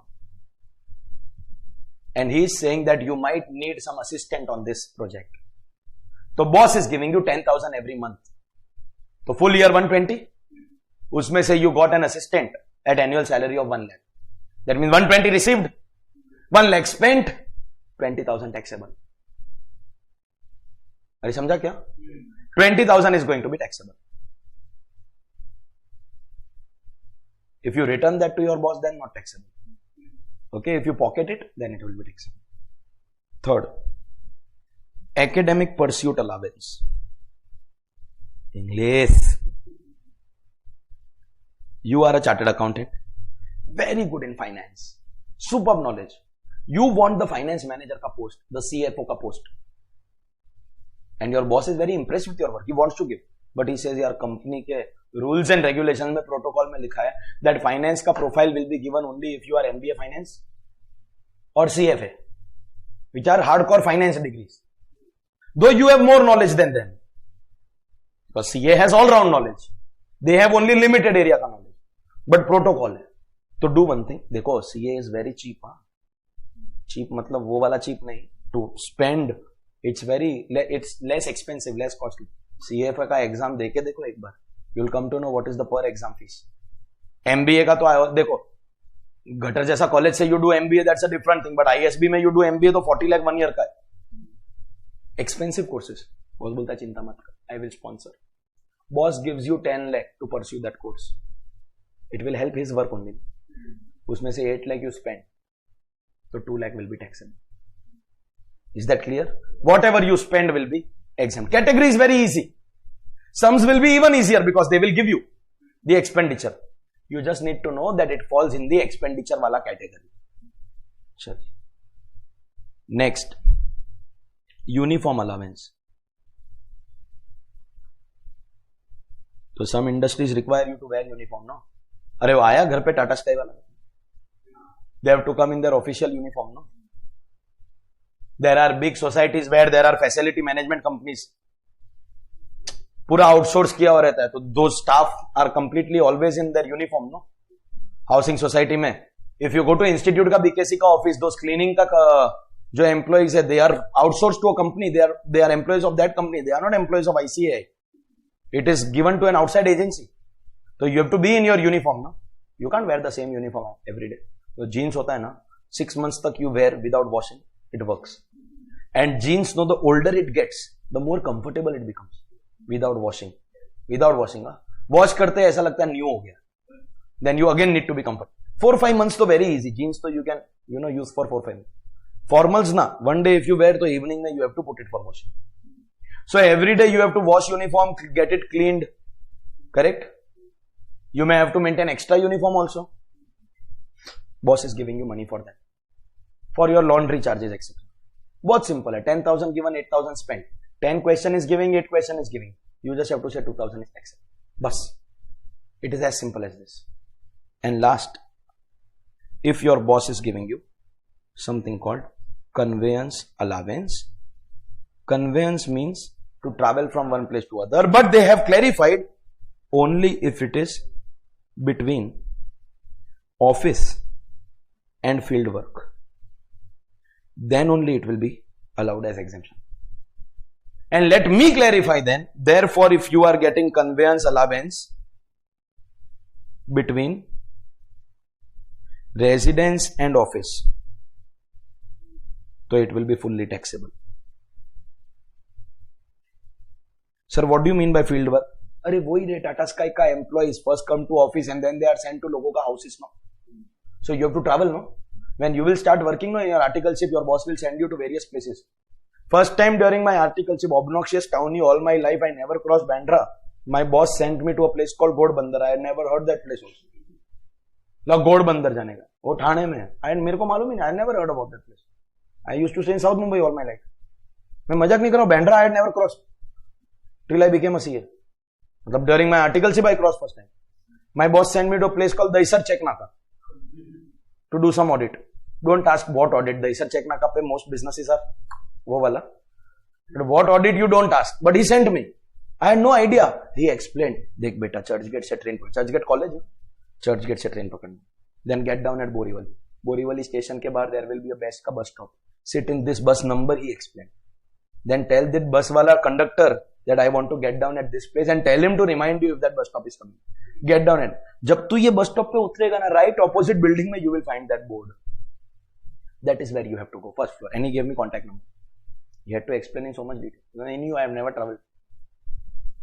And once that parents का luxury वाला life is over, no? When it comes to this life, कभी वासी, कभी मुलुंड, मतलब we are privileged with what our parents have given us. Okay? So, सुनो, that is called field work. If he is sending me for that assignment at these places, so he has to at least give me the train का and rickshaw का पैसा, no? Bus का पैसा if he is. So, that amount, supposing he gives me 10,000, I spend 9,000, so 1,000 is taxable. If my boss says that ठीक है, घर से office आने के लिए I will give you train का पास, जैसे there are employees traveling from Thane to VT या Virar to Churchgate, so train का पास का money is given. That is conveyance allowance between home and office. Boss gives 5,000, पास का खर्चा 3,000, 5,000 taxable. I think you have understood. Exemption is only if the expenditure was incurred for office work. Conveyance allowance between home and office will be fully taxable. हाँ, लेकिन इसमें setting है, इसमें manipulation है. I will teach you that manipulation somewhere on the right side. That you can do some setting and take some benefit out here. That I will teach you. But current tax statement is clear. So there are 5 allowances where we give you exemption. कितना exemption? Whatever you spend for office work. Spend करो, take exemption. Spend करो, take exemption. Spend करो, take exemption. And pocket करो तो pay tax. Personal purpose है तो pay tax. Question will give you the amount received. Question will give you the amount spent. You really don't have to do anything. This is very easy. But on the other hand, the second side, the exemption is going to be the amount that has been notified in income tax rules. The exemption is going to be the amount that is notified in the rules. मतलब they have prescribed कि इस allowance में इतना exemption. And here you will have to learn those amounts. Here you don't have to learn anything. Here you don't have to learn anything. Why you don't have to learn anything? Because expenditure is how much that question has to give. But here income tax rules में they have defined what is that amount. And only that much is exempt. Whether you spend or you don't spend, you get that exemption. Whether you spend more or less, you get that exemption. मतलब here, your expenditure is irrelevant. Question to confuse you will give you expenditure. Expenditure you give respect only over here. Here you ignore the expenditure, and how much exemption you will give? Whatever is that fixed amount already decided by them. पहला वाला point करता हूं, you will get better idea. First, supposingly your boss is giving you tribal area allowance. Name is self-indicative. For working in a tribal area, exemption that we will give you is maximum 200 rupees per month. From that allowance, you spend anything, then also 200. You don't spend anything, then also 200. It will be 200. Means, first understand the category difference. Here, what is the amount exempt? Only if you spend, that also for office work. Here, what is exempt? Expenditure is irrelevant. They will give amounts. Matlab here, see if you understand this. You just have to learn that the allowance is falling in this category.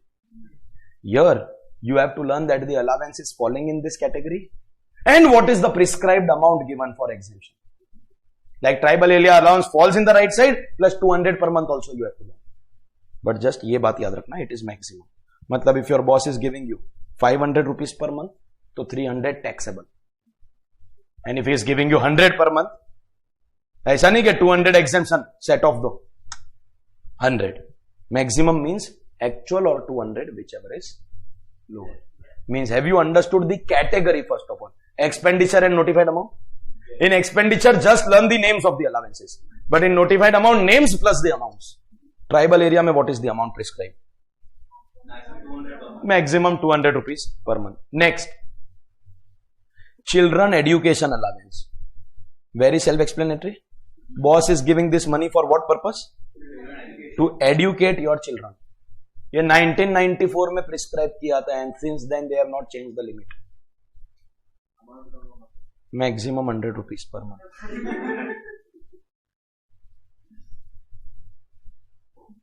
So true or false? Your boss can give you only 100 rupees per month education allowance. So what is 100? Exemption. सुनो, maximum उसमें भी.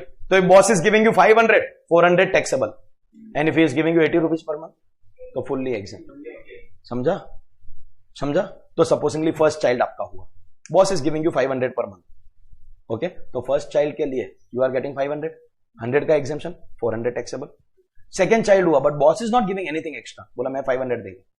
तो you get first child का 250, second child का 250. Boss is keeping the total constant. तो 250 में से 100 exempt and 250 में से भी 100 exempt. 100 maximum per month. 50 and 50 per month. How many students allowed? अब ठीक है, मतलब फर्स्ट 250 में भी एंड सेकंड 250 में भी यू गेट 100. तो ये एम्प्लॉय थॉट वाओ यार, एक और होता है तो 300. फोर्थ किया, let's have 5 children into maximum. True और false? You are allowed to have only 2 children. तुम क्रिकेट टीम बनाओ यार. You can educate only 2 children. Your boss will pay you for only 2 children. So what is this limit? First child का boss gives you 300. Second child का 100. Third child का 80. First 300 में से 100 exempt. Second 100 में से 100 exempt. Third 80 में से less than 100 है तो भी fully taxable. अच्छा listen, it is not compulsory that you have to take for first 2. Supposingly first child का 80 था, second का 100 and third का 300. तो it is better to take for child 2 and 3, no, क्योंकि फर्स्ट वाले का will be restricted to 80. Okay. And thirdly, supposingly you have only 2 children. First का boss is giving 150, second का he is giving 250 rupees only. तो monthly total is giving 200. तो you can't say sir 200 monthly receive and 2 बच्चा है तो 200 monthly exempt 100 नहीं. You have to do it child by child. मतलब first child का 150 और 100 whichever is lower, 100 exempt 50 taxable. And second child का 50 is less than 100 तो 50 exempt, nothing taxable. मतलब you can't aggregate them and take total पे exemption. Exemption has to be taken for every child. Every जब मैं बोल रहा हूं तो maximum 2 children. So what is the monthly exemption? 100 for every child, but restricted to 2 children. हाँ. Here they have not given that luxury. So you get exemption only of 2.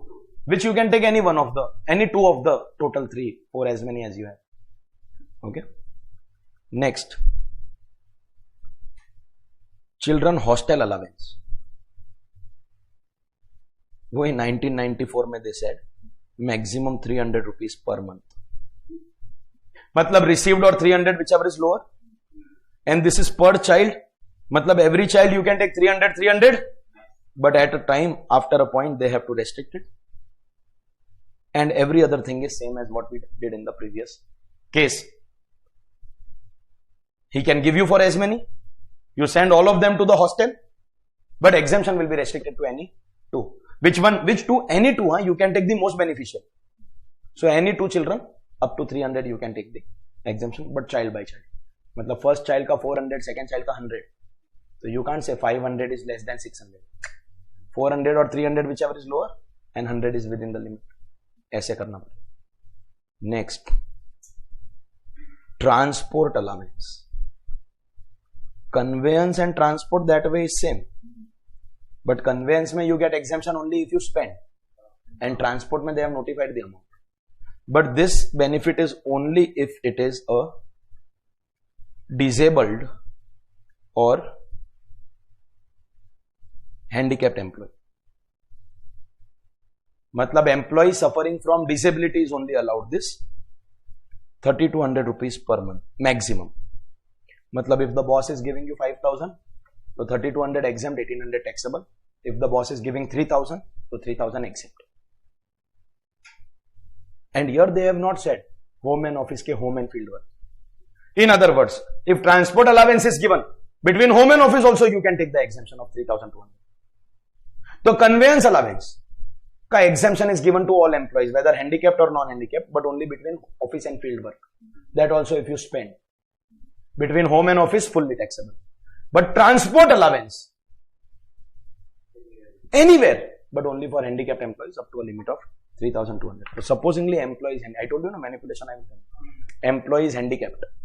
Boss is giving you money between home and office. Then don't take it in the name of conveyance. Take it in the name of transport. Because here it will be zero exemption. And supposingly, boss is giving you money between office and field work. Then check expense. Monthly expense was only 500. So still better to take this. 3,200 ka benefit. If monthly expense is more than 3,200, then take it in the name of conveyance. Because this will be restricted to 3,200. But this you will get on the basis of actual expense. Matlab expense should be compared with 3,200 and decide. But transport ka benefit is given only to handicapped. Some years ago it was given to both employees.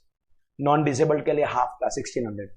Last year only they deleted. Bola nahi, only handicapped employees will be getting this exemption. So 3,200 per month if received in the name of transport. Why not? So what? मतलब you mean to say that you have never seen any organization where disabled people are working? Restaurant बताओ एक वहाँ पे all the employees, all the waiters are blind. There is all the waiters are deaf and dumb. इधर ही है.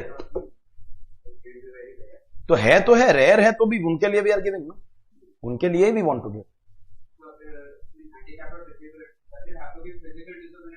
Physical, mental, anything. Okay, you just need a certificate of discipline. Okay, and last point here, after which 10, 14 will also get over. Allowance is over. Okay, last point. Daily allowance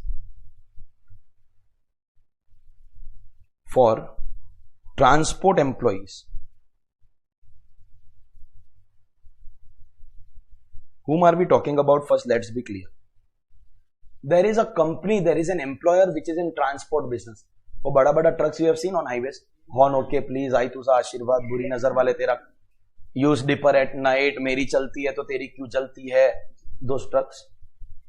The employer is in transport business, but there is a driver and a cleaner. Sunny Deol and his friend, Tara Singh and his friend, driver and cleaner. They take the trucks across the length and breadth of the country. Correct or no? That means almost the entire year they are away from their family. Almost the entire year they are away from house. When you are away from house, your day-to-day expense will increase. So the boss gives them money for daily allowance. बोला every day के लिए you take this money so that you can meet on the highway, your food ka expense, a lot of them carry stove, kerosene, vegetables, everything. Whenever they feel that rest karna hai, they park the truck, they stove ke upar kerosene dal ke they cook food, they eat food, then their important diet, and once they take their important diet, then the truck runs on its own. They don't have to drive it. The truck drives itself. And even the employers know. In fact, the employers encourage ke thoda le lena, because the trucks then reach faster than they are otherwise expected. So for this, the employer gives them a daily allowance to meet the day-to-day expenses. Usme se we will give you an exemption. 70% of the amount received, or 10,000 per month, whichever is lower. मतलब एक example लेते हैं, boss is giving you 5,000 per month, तो total is 60,000, उसका 70% is 42, और 10,000 per month is 120. 42 or 120, 42 will be exempt, 18,000 will be taxed. Supposingly boss is giving you 50,000 per month, so 6 lakhs हुआ, 70% is 420, 120 will be exempt and balance will be 480 जो भी आ रहा है वो taxable. 70% of the amount received or 10,000 per month, whichever is lower. These are the notified amounts on the right side. मतलब left side में you just have to learn the names, right side में names and the amount. 200 per month, 100 per month, 300 per month, ये सब you will have to learn. Is that clear? Ladies and gentlemen, boys and girls, congratulations, abhinandanam, badai ho, bolo kyun? With this, I'll just summarize for you. Allowances में whatever exemption is given is over. Listen, all the possible allowances in life are not over, but we don't want to give exemption for everything. No? There are two types of allowances. Allowances which are fully taxable and allowances where we give you some exemption. When we give you exemption, this will also be divided in two categories. Category 1, calculation based. Gratuity se lagakar HRA tak it was this one. And category 2, 10-14, where it can be expenditure or fixed amount. But these are the only categories. So in other words, mitro, can I say 10-5, leave travel allowance, to 10-14. That's it. These are the only allowances where some exemption is prescribed. After today, you come across any allowance jiska name you have never heard. Boss can put the word allowance in front of anything. Roti allowance, kapda allowance, makan allowance, chaddi allowance, banyan allowance, chashma allowance. He can put anything. What is the tax treatment? Is there any exemption given? No. So fully taxable. For example, kahin par bhi have we come across tiffin allowance? Yes. Kidhar? Any exemption mein we came across? Exemption I am asking. Exemption mein? Section 10 mein tiffin allowance ka exemption we have studied. Fully taxable. Mention matlab question mein it can be mentioned. My question is there any exemption that we have studied? So fully taxable. Have we seen any exemption for this allowance called servant allowance? Helper tha, agar office work ke liye use kiya. But servant to you will keep at home, no? Fully taxable.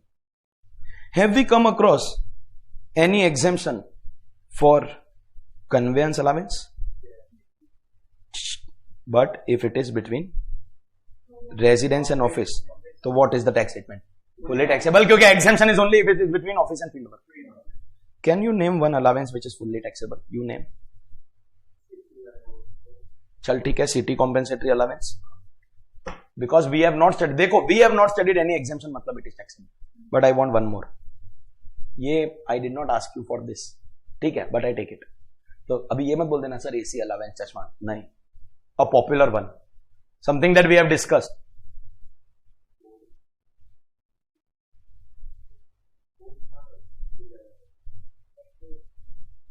क्या LTA पागल है क्या? LTA में I have taught you exemption तो fully taxable कैसा आएगा?